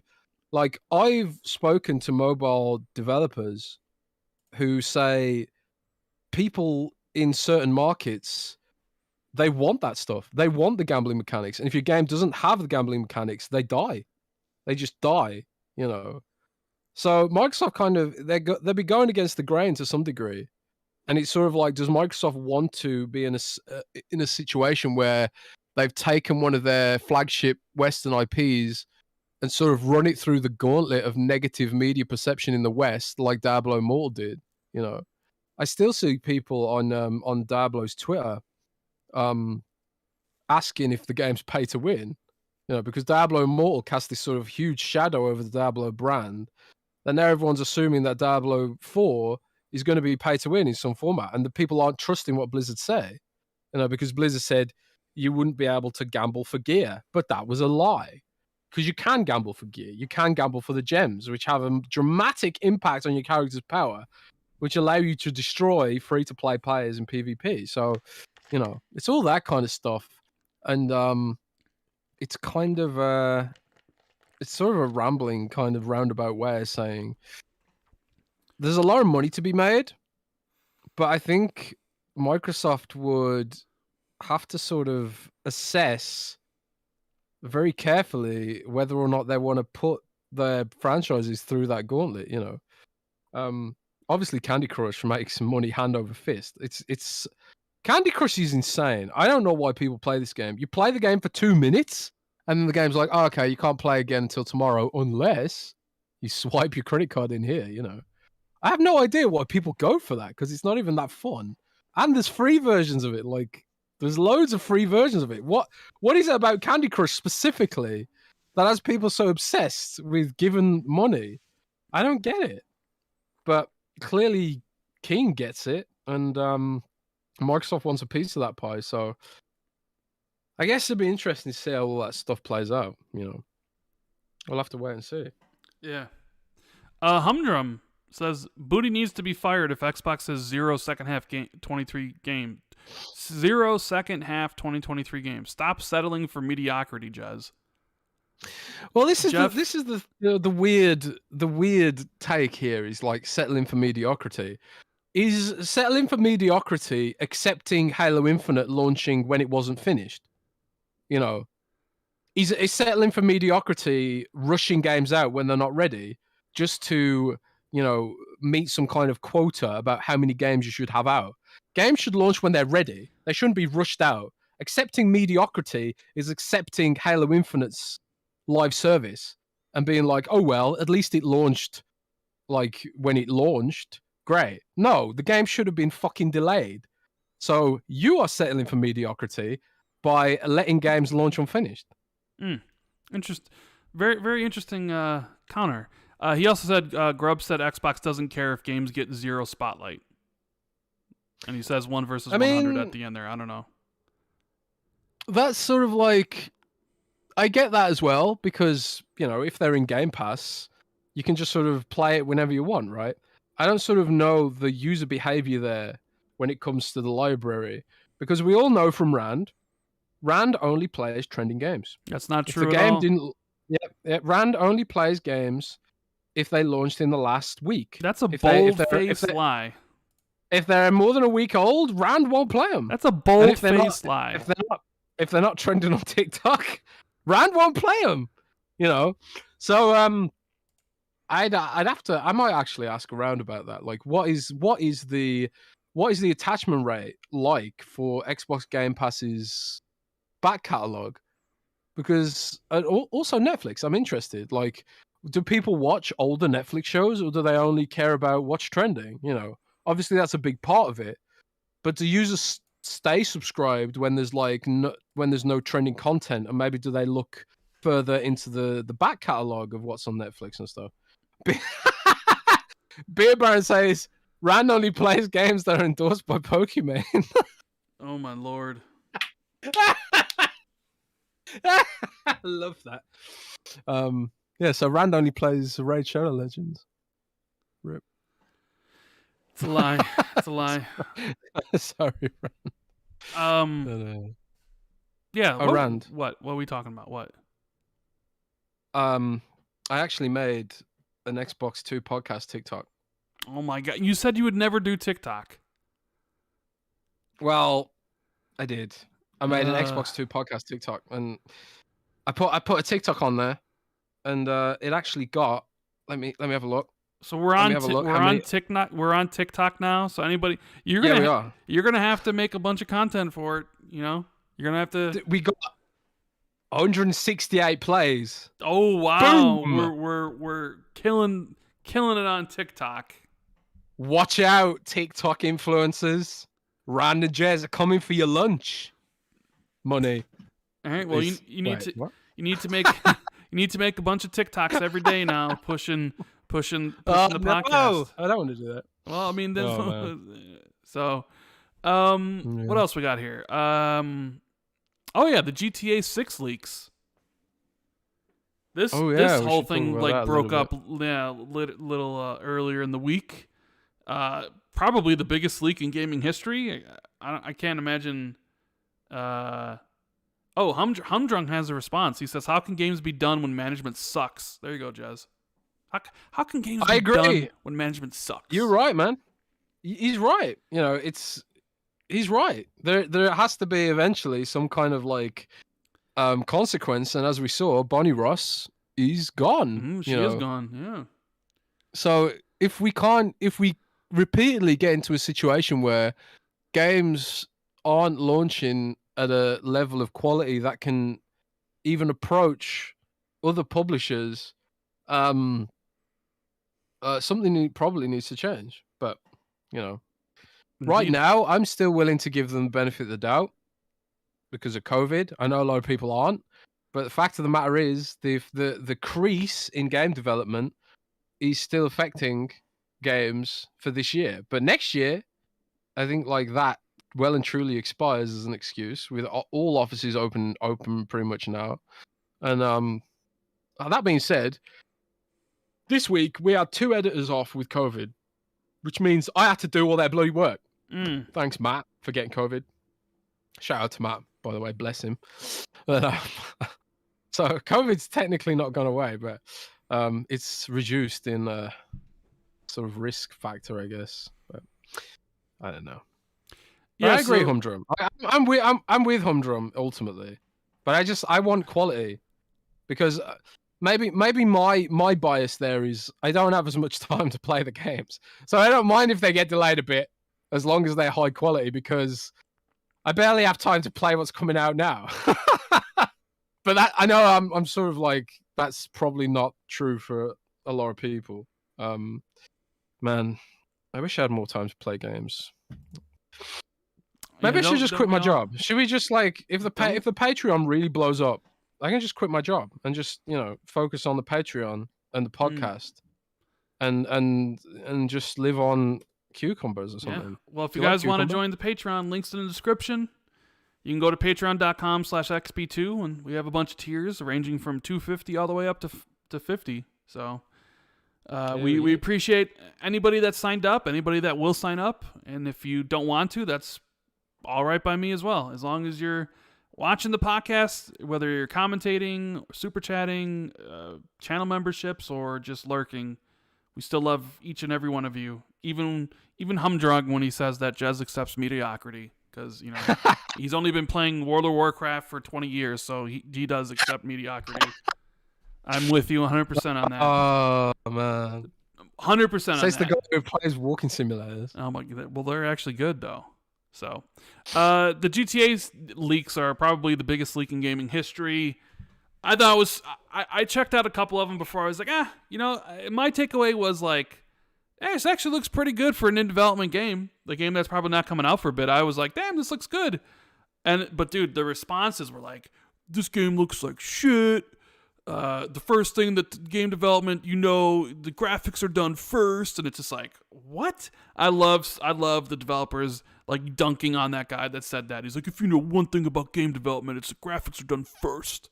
And then literally everybody's like, here's what Sea of Thieves looked like in 2014. Here's what Control looked like. Here's what this game looked like. And it's all just a bunch of blocks with no textures, right? Skull King wants to know if our bots allowed on Patreon. I don't know what you mean by bots. Like fake people? Like bots as in like Twitter bots that Elon Musk are mad at? I don't think so. No, you have to pay money to be on Patreon, I think. You gotta have a credit card. Yeah, so unless bots start getting bank accounts, I don't think you can get bots. Yeah. So I mean, I saw the leaks and I'm like, all right, so we're set in like Vice City. We got the female and male protagonists. Like, I'm down for this game. I want a trailer coming from Rockstar. I really do like Grand Theft Auto. I thought Grand Theft Auto 5 was incredible. They mean Xbots. I mean, of course. The whole Patreon is filled with nothing but Xbots. I mean, me and Jez Corden, we're Xbox Central, right? We hate PlayStation, apparently. We got nothing good to say about it ever. We're just straight up Xbots. This is a Patreon for Xbots. What's the term for a Warcraft fanboy? Sad individual. Oh, why'd you guys do me like that, Rand? Why'd you ask that question? What'd you think I was gonna say?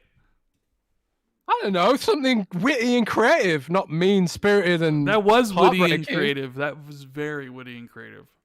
Oh yeah, of course, man. So some 16-year-old or 17-year-old who hacked Uber was able to hack Rockstar, send out all this information and stuff, and apparently he got arrested today in the UK. There was some worry that he got the source code, but it looks like he didn't. Rockstar had to come out and Take-Two had to come out and say like, it sucks or whatever, but they don't expect any material delays from the game. And I mean, they haven't announced a release date, so you can't really delay a game that hasn't been announced without a date yet. So, I mean, the leaks made me, from the couple I saw, I was like, yeah, I'm ready for a new Grand Theft Auto. I haven't played one since 2013.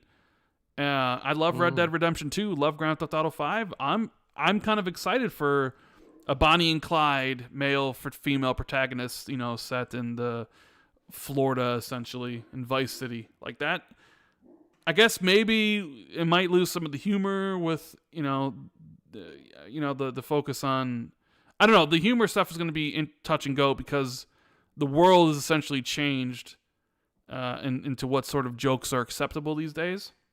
But I'm greatly looking forward to it. So, what do you think of the GTA 6 leaks, Jez? Well, I don't think GTA's humor would necessarily be impacted by some of this stuff because GTA has always been kind of satire, right? Yeah. And I Well, think, like, I mean, have you seen the world we South live in Park still anymore? gets to it. Like, things are happening in the world now that are basically Onion articles come to life.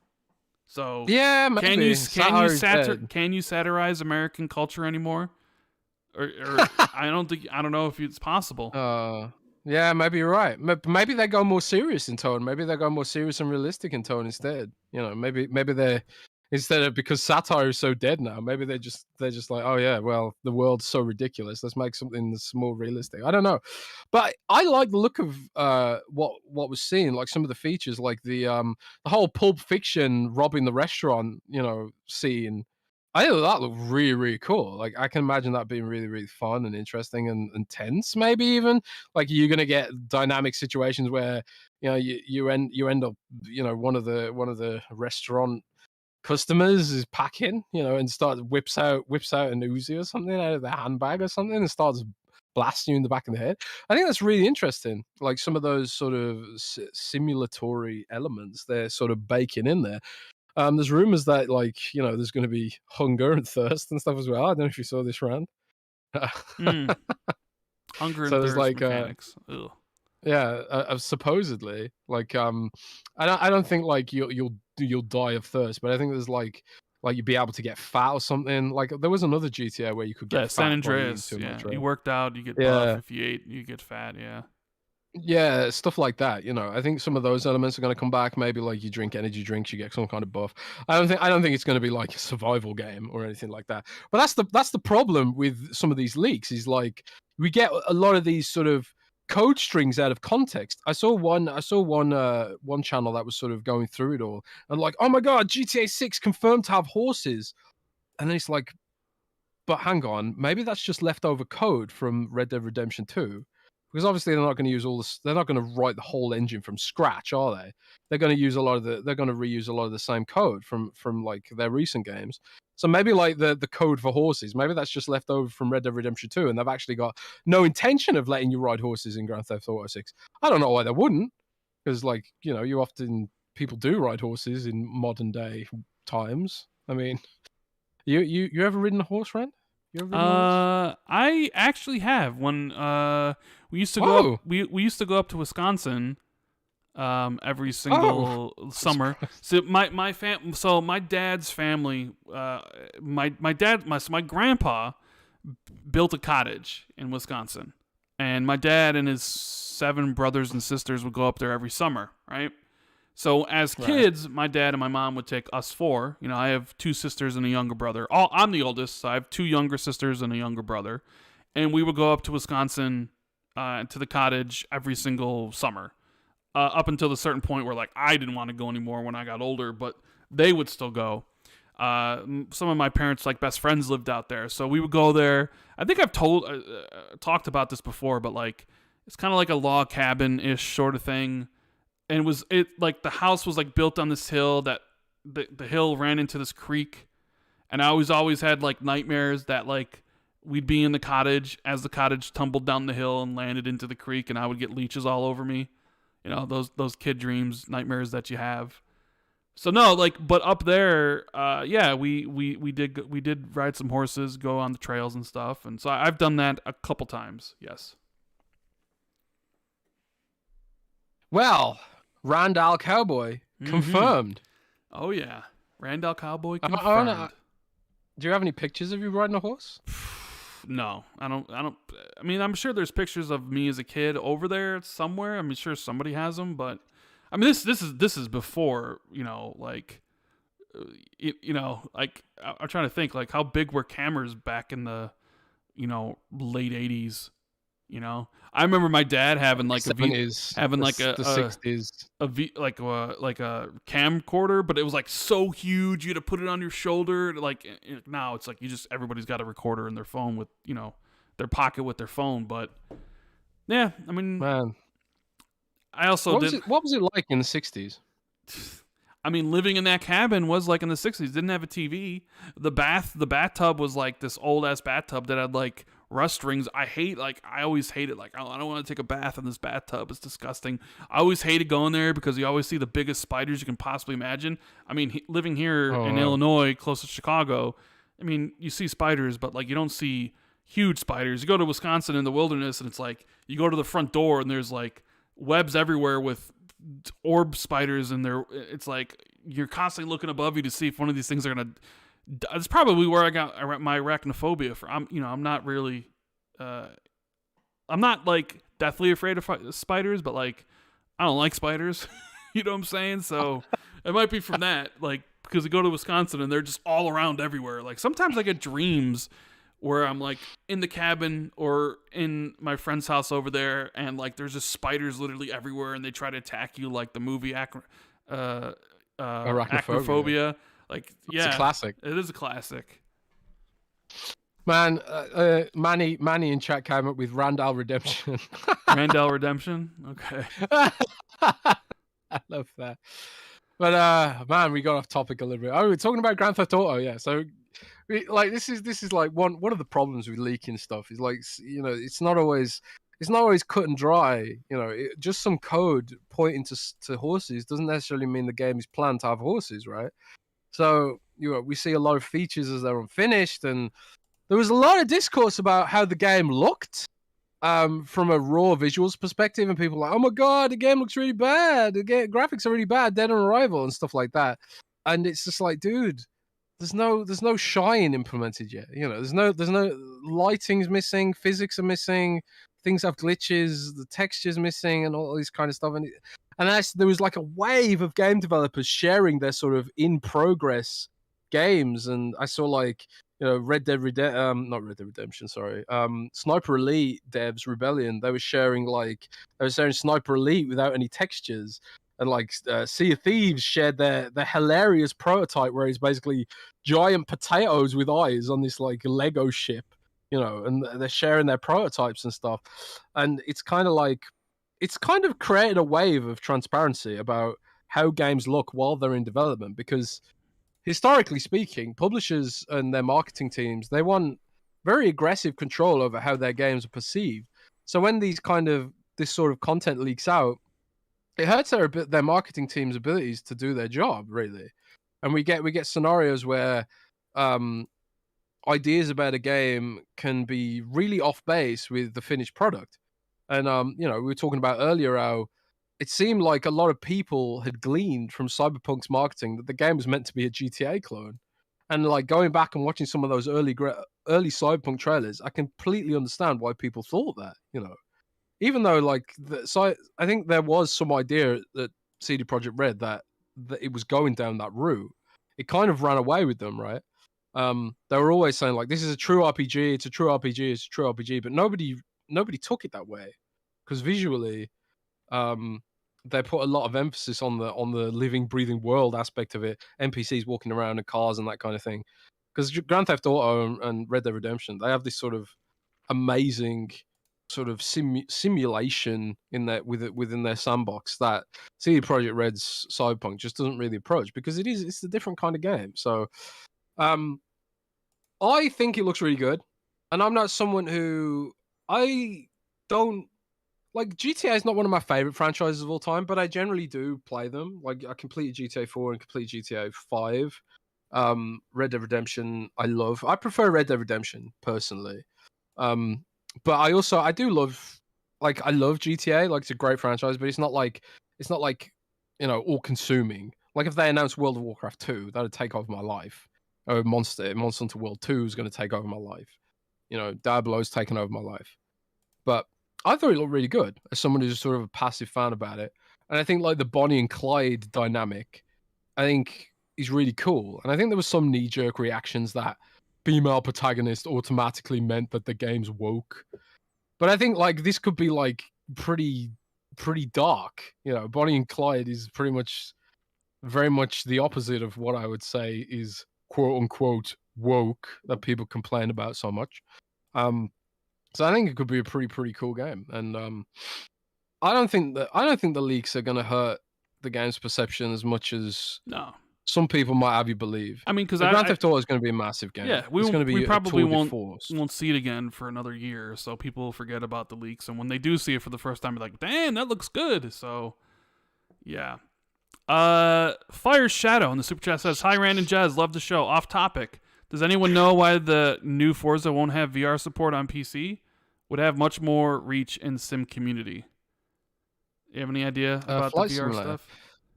Yeah, it's an interesting topic. As we know, Microsoft doesn't invest in VR. Man, I could have asked them that at Gamescom, and I didn't ask because I don't care about VR, sadly. But it just didn't cross my mind. I wish I'd asked now. But I think they know there's a lot of interest about VR, and Microsoft has dabbled with VR. There's Minecraft VR, and frankly, like, do you ever played in VR, Rand, at all much? You ever tried it? And I've only played VR a couple times. But like, I actually really enjoyed Minecraft VR. Like, it was actually like really efficient to mine with a joystick, like aiming the pickaxe exactly where you want it to go and stuff like that. So I actually really enjoyed it, but man, it was vomit inducing. Ooh. Man, it was like, it's when you're like in a cave, you can't see the horizon. It's so disorienting playing Minecraft in VR. Like, I've never felt that sick from playing a game in my life, you know. But you think Flight Simulator, where you've got a view of the horizon at all times, and it sort of orients your brain and anchors your brain in sort of like what it perceives as the center of gravity, right? I think Flight Simulator would be an ideal candidate for a Microsoft VR game. So I'll try and find out. I'll ask around. I'll see what Microsoft's thought process on it. Maybe try and get a statement. My gut instinct is they won't want to comment on it because they won't want to build hope if there is none. So they'd rather probably just stay silent. But we'll have to wait and see. If VR takes off, maybe I presume Flight Simulator will be at the top of the list. Yeah, Chuckle says Jez confirms that GTA 6 will have thirst traps. Yeah. So Iron Man was also announced from EA. Motive's making that single player adventure with Iron Man. It definitely seems like Marvel's willing to license out their IPs to anybody that wants to come calling. You know, you got the Black Panther, Captain America team up at Skybox. You have Iron Man with EA and Motive. You have Wolverine and Spider-Man with Sony. I know Marvel Ultimate Alliance 3 was with Nintendo. I'm trying to think of some other Marvel properties. Oh, like Marvel, was it Marvel Sons, the XCOM developers are making? Yeah. They got that. So it seems like anybody that really wants it can have some sort of Marvel IP. They seem to be doing that more and more. So, I mean, maybe one day Xbox, if one of their teams wants to do a Marvel game, maybe they do. That's I kind of like the Iron Man game from EA would have to use the Anthem flight stuff, right? They would have to use the Anthem core for flying around. Sean Layden also joined Tencent. I thought this was interesting. I know he complained about industry consolidation, and he goes to one of the companies that is consolidating like crazy. This is just jokes, by the way. I actually kind of like Sean, but I guess he can basically advise Tencent on how to lose a power struggle. Oh dear. That's a joke, by the way. That's a joke. Don't get your panties in a bunch. Randall Hater strikes again. Don't get your panties in a bunch. It's just jokes. It's good times. We're all having fun. You know. Shout out to Sin Vendetta. It's good to see you, man. He says, "Hey, Rand and Jez, when do you guys think the GoldenEye remaster will actually drop? I'm really looking forward to playing on the Series X. Also, do you think online multiplayer ever be a thing on the Xbox version?" I'm going to say probably not for the Xbox version. And when do I think it actually drops?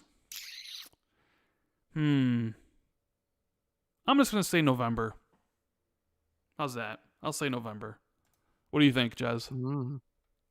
I have no idea. I would say I just go with Rand because let's face it, when Rand predicts things, No, they're not really stop predictive. it. That's not true.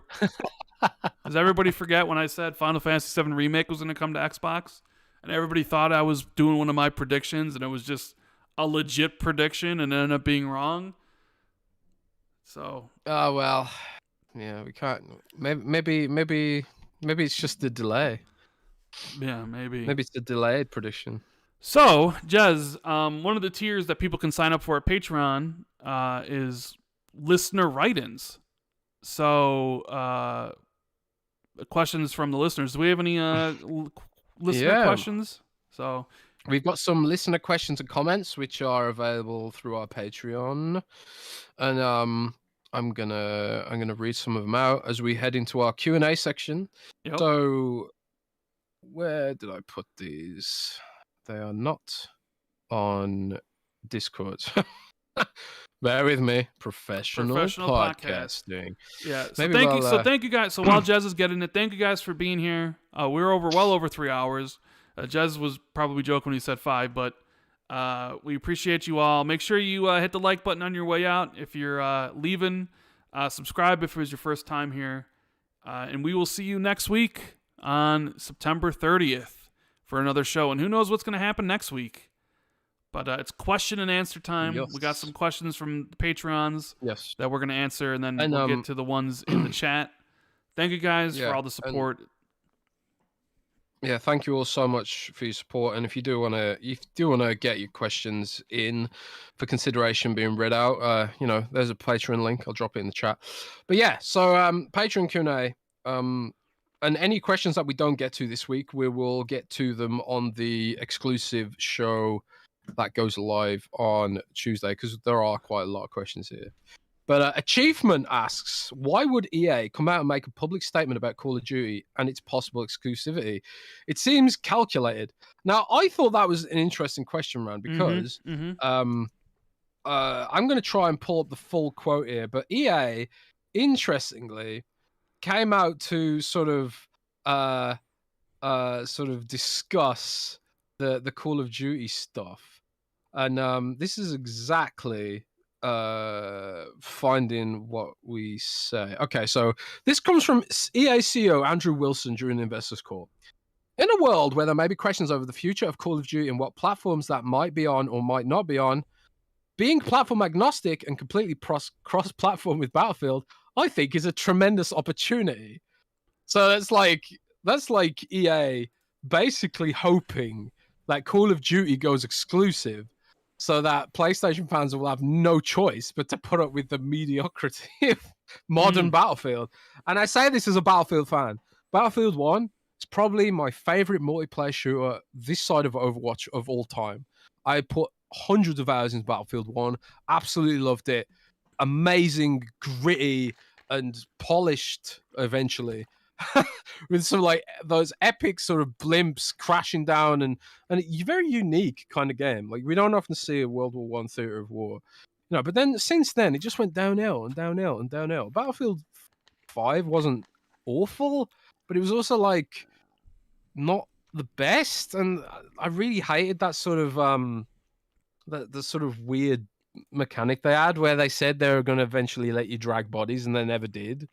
There's a lot of features they promised for Battlefield 5 that just never happened.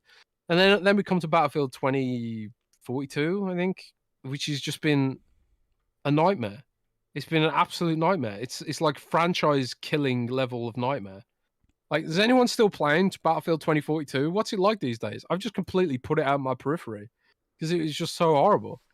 What do you think of this quote, Rand? What do you think of this this comment? I mean, we kind of talked a little bit about it before that, if Microsoft did ever make Call of Duty exclusive, or even like if Call of Duty's presence on PlayStation was severely diminished, even if it still was on the platform, but everybody played it on Xbox because of Game Pass, then there is opportunities for other games. There is opportunities for Battlefield and other games to kind of pick up the slack. So I could see EA being like, listen, like, we don't care that Xbox is acquiring Activision. In fact, this might be a good thing, because if they ever do pull stuff from PlayStation, well, we just happen to have a multi-platform shooter.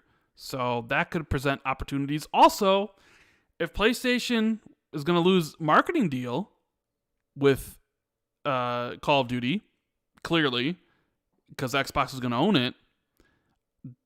Sony might be looking to make a marketing deal with another prestige shooter. And then Sony could potentially throw their muscle behind Battlefield. And, that could be a win for EA in that regard, right? So, yeah, there's those things it's to almost consider. as if, it's almost as if these kind of deals could help competition in some ways. Oh my God. Or reduce or give other games more opportunities. I don't know. But all that speculation, fun speculation, shout out to fun speculation there. It's all fun speculation on the idea that they would take Call of Duty exclusive. And I don't think Andrew Wilson's wildest dreams are going to come true because it's not going to happen. Call of Duty will always be multi-platform. It'll be on everything. They'll put Call of Duty on your Samsung smart fridge before they take off PlayStation. Well, that Special Nick says the opposite. He's like, once that deal's up, it's gone. That's what Special Nick says. So yeah, it's okay to be wrong sometimes. So we have any other Patreon questions? Yeah, so let's get to the next Patreon question. There's a couple more to go. Ralph Wiggum says, hello, Rand and Jez. If and when they have King under their banner of developers, what kind of games would you like to see come out of their end in the mobile space? I hope they come with Xbox game achievements for their mobile games. So this is interesting because the whole Xbox achievements on mobile is why I originally got into Windows Phone back in the day, which led me to blogging about Windows Phone, which led me to blogging about Xbox, and then led me to here where I am now. So it's kind of interesting. I often spoke to Mikey Barrow back in the day when Mikey Barrow's Xbox before he went to Blizzard, and I always said, like, why do none of Microsoft's games have Xbox achievements on Android and iOS? And I think they have since put them in some of the games. I think Minecraft, for example, Minecraft on Android does have Xbox achievements. And I do think some games like Solitaire, Microsoft Solitaire, have achievements for Xbox on phone. But there's a lot of legacy games there which don't. Like Fallout Shelter, for example. Fallout Shelter uses Google's systems. But like Fallout Shelter is kind of sort of dead now anyway, I guess. There's actually did you know there's a Fallout Shelter 2, which is China only? Did you know this, Rand? I did not know that, no. Yeah, there's a Fallout Shelter 2 in Asian markets, which is it's only in Asian markets because it is a pay-to-win hellscape. So if they ever did bring that to the West, that sort of goes back to our other conversation about damaging the brands. And I bet very few people here knew that Fallout Shelter 2 existed. And they don't want you to know it exists because it is a pay-to-win gambling hellscape. So there's that sort of contention. I'd like to hope that I want them to... One mobile game I want to see come out of the Activision Blizzard deal is a mobile, a casual-friendly version of Heroes of the Storm. I think, like, the problem with Heroes of the Storm on PC, which is a MOBA, it's not as hardcore as League of Legends. So it doesn't attract the hardcore crowd because it doesn't have items and it's a little bit more simple. But I think that kind of format would work really well on consoles and mobile, like League of Legends Wild Rift. So I would personally like to see a sort of a simplified Heroes of the Storm game, which had Master Chief, Marcus Phoenix, and other Xbox IP in there alongside the Activision Blizzard IP, more casual friendly with good touch controls that also worked well on console. And we know this can work because Pokemon Unite exists. And Pokemon Unite is basically a casual MOBA for phones and Nintendo Switch. So that's the game I'd like to see come out of this. And I already know what Rand's answer is to this question. What's my answer? You don't want to play mobile games. Exactly. I don't care. I'm not going to play any mobile games, so it doesn't matter to me. Yeah. Unfortunately, that's my answer. Thanks, Ralph Wiggum, for writing in. And Achievement. We got another one from the Patreons? Yeah, we got one more from the Patrons, and any of the ones that you guys sent in that didn't make it into this week, we'll read them out on your exclusive Xbox 2 Ultimate show, which goes live this Tuesday, where we're going to be streaming a game. and hanging out with you guys. Not going to be any exclusive leaks. It's totally a community-oriented show. So if you do want to join in on that, there's the Patreon link. The last question comes from Wolfgang KPZ, who says, in these days of battle for IP, where Microsoft is buying Activision, get a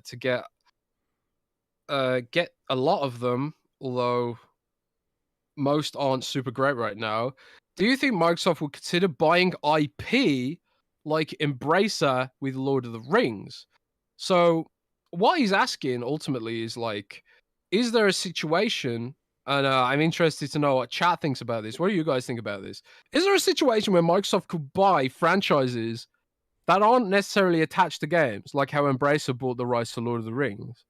And, you know, I mean, I guess Microsoft had there, and there's precedent for this. Microsoft's done it in the past. They bought the rights to Shadowrun and the BattleTech universe, which is MechWarrior, MechAssault, and BattleTech, and Gears of War. They bought the right. Yeah, and they bought Gears of War universe, of course, but they also bought a studio with that. They never bought a They didn't buy a studio with that. No.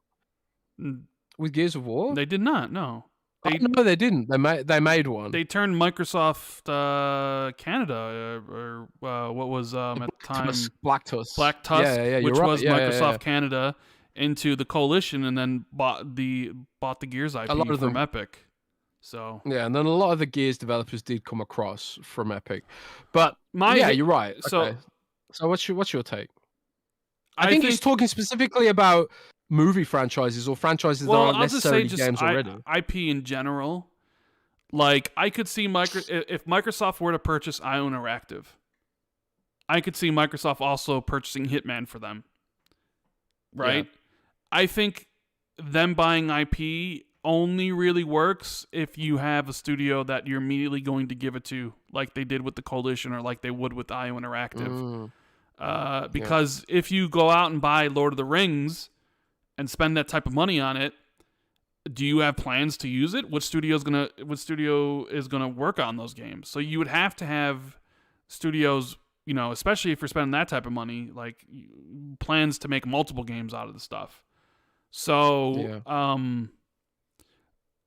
I don't really see Microsoft doing that of like film IP, unless they were to like buy Warner Brothers Discovery and then like own the DC stuff. But I could see them buying IP for games for studios that they purchase, like the IO Hitman, the IO Interactive Hitman example. Yeah, maybe you're right. I mean, I think like there's a lot of interesting scenarios that you could imagine where, you know, I really want, because one of the issues with the BattleTech stuff and the MechWarrior stuff is, and I did a little mini documentary about this on the Windows Central YouTube channel. Like I just wanted to mess around. I made a little documentary about MechAssault. They don't, the legalese around their ownership of BattleTech and Shadowrun isn't super duper concrete to the point where they could bring those franchises back to the fore. Like they've been licensing out the IP for MechWarrior 5, I think it's called off the top of my head. But they didn't bring MechAssault to Xbox backwards compatibility, despite sort of owning the franchise, because the legalese doesn't necessarily cover cloud streaming games. And I think like the company that owns the tabletop version of those games, they have shown a hostility and a willingness to sue Microsoft, I think, which is why some of those disputes come about. So I would like to see Microsoft actually just fully own the MechAssault universe, because I love MechAssault, BattleTech. I really like the BattleTech turn-based game, but I just think like with a bit more budget behind it, it could have got to that next level. But there's a lot of interesting things. They're going to be swimming in IP when the Activision stuff goes down. And Joe Sinners said, didn't Grubb insinuate that Arcane might be working on Shadowrun? Yeah, it's possible. You know, it's possible. I'd heard that one of the code names we had, I can't even remember the code name. The one that begins like a V, Vonnegut or something. Vonnegut, yeah. Codename Vonnegut. Vonnegut, I think Jeff Grubb said was tied to Shadowrun. in some way. Could that be the remasters that just released? Possibly. Or could it be something new? It's also possible, you know.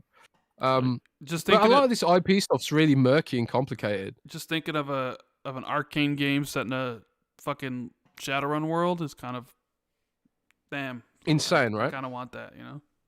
I would love like when I was playing Gears 4, and I don't want to spoil it, but there's a part in Gears 4 which has mechs in it, and it's amazing. And it's an old game, so maybe it doesn't even count as a spoiler at this point. There's a part in Gears 4 with mechs in it. And when I was playing as the mech, I was like, my God, the Coalition could make a mech assault game. So my dream is for the Coalition to make a mech assault game, or a mech warrior game, and also a StarCraft game. That's my dream. But I don't want to force it on them or anything, because obviously I want them to make what they want to make. But that'd be my dream, because they would do those franchises so much justice. But those are the Patreon questions for this week, and I guess now we'll get into the Q&A section in the chat, and then get the hell out of here, because it's almost 1 a.m. I know. So East Coast says, I'm pretty sure the new CEO of Warner Bros. Discovery wants to sell off their IPs and studios. Just waiting how their current games go. Thoughts on anyone on Xbox getting them? I mean, it's certainly possible. I mean, they tried selling them before. I think nobody was biting at $4 billion. But they just would have to make it a little bit more. I mean, I want Xbox to buy them. I'm upfront. I think they need NetherRealm. I think Monolith would be a great addition. So would, you know, Rocksteady. I think it would be great. So I'm all for it. So I guess it really depends on what Comcast wants out of the acquisition. If they don't want gaming, you know, it's possible that they try to get rid of them beforehand, but it won't happen. The deal's supposedly not going to happen for another 2 years, so there's still a lot of time. Thaneros says, predictions on when we will get an Xbox Series X and S redesign. Redesign. Oh, we didn't even talk about this, but maybe we'll save it for the next show. But like the PlayStation 5 having a detachable disk drive, supposedly, according to Tom Henderson, we didn't even get to that. Yeah. I think like I can't remember what company it was. There was some like mainstream company that interviewed some Microsoft person recently, and they were saying like, and the person speculated that it's going to be like 2024, 2025 when we start seeing revisions. My guess would be 2025, maybe we see revisions. But again, I think the chip shortage, the component shortage, the state of the global economy, supply chain issues, China's zero COVID policy and practices, I think we could see that pushed out even further. I think I don't want to bet against Tom Henderson, so I would believe that maybe Sony is going to come out with some kind of disk drive attachment for the PlayStation. Maybe that's their revision. I think that's a smart revision to make, because you reduce the used game market potentially by doing that without killing it completely. It's another brick out of the wall, right? On the march towards an all digital future, which I'm pretty much increasingly just thinking is inevitable at this point. But I think Microsoft could easily come out with their own disk drive for the Xbox Series S. Why not? Maybe Microsoft could even do an Xbox Series X Slim with an optional disk drive. Maybe they copy it that way. But yeah, I think like it could be a surprisingly long time before we see like a significant revision, like an Xbox Series X Slim or something like that. I don't know. I was going to say 2025 as well, so that was going to be my guess. Skull King wants to know, with Bonnie gone, what's the possibility of Halo Wars 3, Jez? I want to believe that it's heightened, and interestingly enough, I had heard that they were working on something that wasn't Halo Infinite. That is right. You did say that.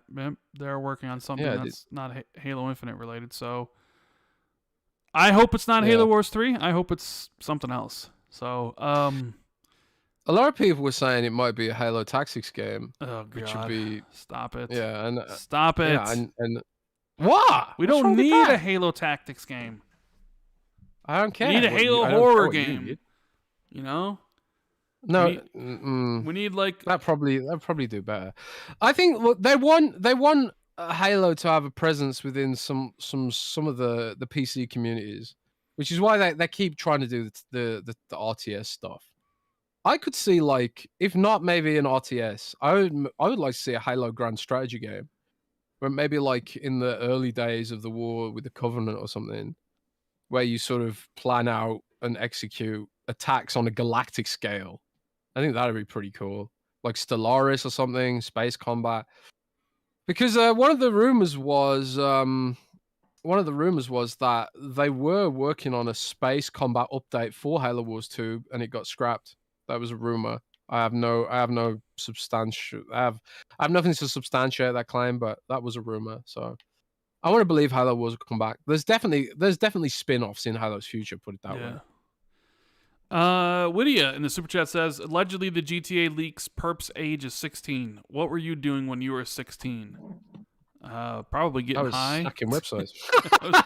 For getting high after school.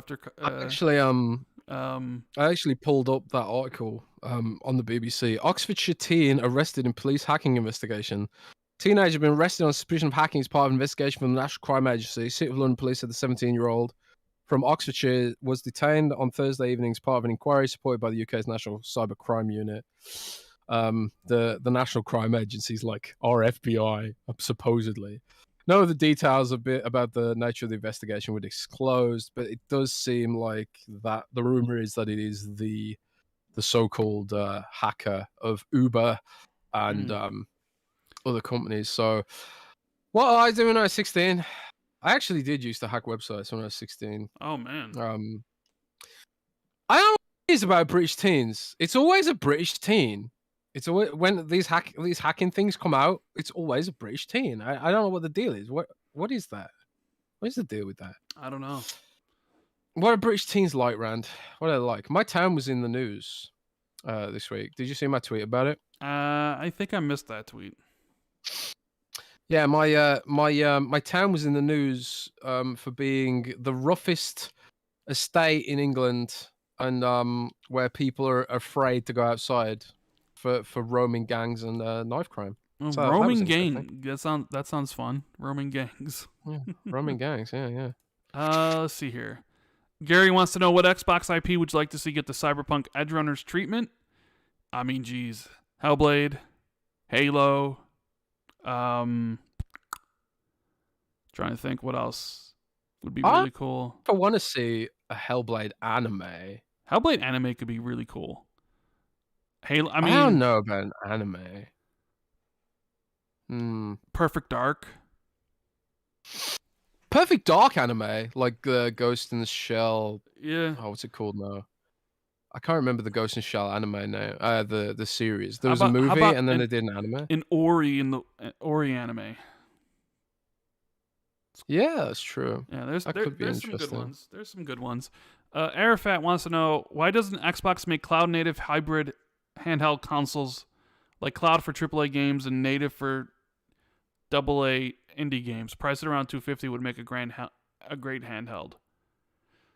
You know, that's an interesting question, because earlier in the year, was it Qualcomm? Qualcomm announced a chipset in partnership with Razer that was specifically designed for mobile gaming and cloud streaming. If you remember, this was like at the start of the year, and Razer showed off their prototype, which is designed for native Android gaming and cloud streaming. It hasn't gone on sale yet or anything like that, but you have to think that some of the higher end Snapdragon processors could easily run some of the sort of less intensive games. But the thing is, they'd have to be ported, because all the games right now are running on x86 architecture, which is vastly different from Snapdragon. But Unity does have some cross-platform capabilities when it comes to compiling games. So like I could see a scenario where maybe they could offer some kind of SKU, but then again, at that point, you're also asking devs to target another platform, and they're already targeting the Xbox Series S and the Xbox Series X and cloud controls. So, you know, it's a tall order. But they've got to be thinking about it, because look at the goddamn Nintendo Switch. Nintendo Switch is a runaway success story, and it's not just because of the games. It's because of the form factor. That's like a huge part of it. So they have to be thinking about it. We just have to wait and see. Yeah, Justin wants to know, what would I take for you to be interested in the Crackdown in a Crackdown reboot? Oh man. Ooh, that's a very complicated question. Are you a big Crackdown guy, Rand? No, I mean I really like Crackdown 1, but Crackdown 2 and 3 were bad. They're boring and bad. I guess maybe it would depend on who's making it. Like if you said Crackdown 3 is coming and it's being made by the Coalition, I'd be like, you know? Or Crackdown 3 is coming and it's being made by Arcane. I'd be like, okay, you know? So to me, it would depend on developer pedigree. But on the face value of it, I really have no interest. I think you've done everything you can do in Crackdown. And honestly, Saints Row 4 did Crackdown better than Crackdown ever could do Crackdown. So... But didn't you see the news that Saints Row didn't meet expectations? I know, but I'm talking about Saints Row 4, not the new Saints Row. I'm not surprised. Right. I mean, the game's boring and not funny. I'm not surprised that, you know, it didn't meet expectations. So, yeah. G wants to know, if my game sharing partner buys Modern Warfare 2 Vault Edition, do I get access to the extra content as well? Normally, I would say yes. You would. But if it's a DLC package that's on Xbox's side, then yes. But Activision often does these little tricksy things which block some of those features, because they're very tricksy. You know, they're tricksy hobbitses over at Activision. So it's not definite, but it's highly likely. If it's an Xbox featured DLC that's sort of like part of the Xbox system, then yeah. But if it's some kind of weird thing where you have to connect up your Activision account, maybe they block it that way.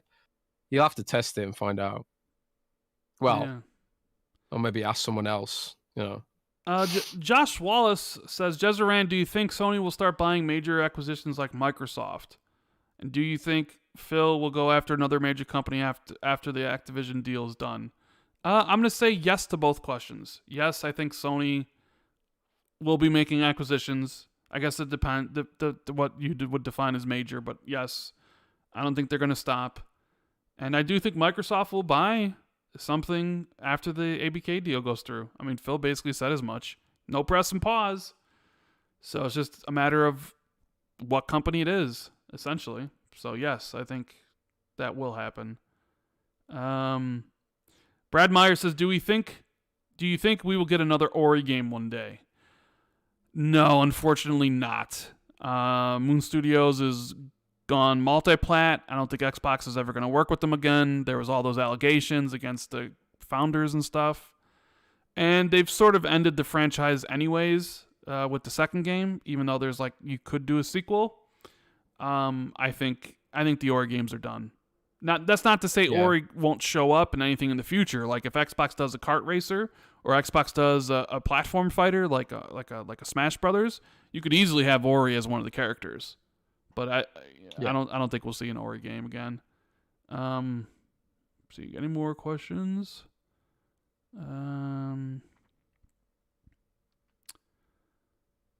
Okay, let's see here. I think I see all of them, because we might as well answer them all since we're on this. How long has this show been going for? 3 hours and 45 minutes? Jesus, my Lord. And we didn't even talk about. I can't do this every week. Yeah, well, there's a lot. I'm kind of alright right now because the house is empty, so I can get away with it. But I know, right? If my girlfriend was here, she'd be staring daggers. I know she would be. I know her eyes would be burning the back of my skull right now. Just gotta get that Patreon a little bit bigger so your girlfriend understands, you know. So thank you guys for being here, for all the questions you guys asked. Make sure to check out the Patreon. It's patreon.com/XB2. You can put in questions. You can have your name in the ticker. You can have your shout out, or if you have something to promote, we'll definitely promote it like we did this week's Patreon sponsor, What the Fun Podcast. All their information's in the description, and we got the exclusive show coming on Tuesday, which should be a lot of fun. Hope to see a lot of people there. But in the meantime, I hope everybody has a great weekend. I'm going to continue to play Deathloop and Grounded, and we'll be back next Friday with another episode of the Xbox 2. And hopefully Microsoft and Sony come to blows once more, because that's the kind of content I love to see. All right, have a good one, guys, and keep it gaming. Take care, everybody.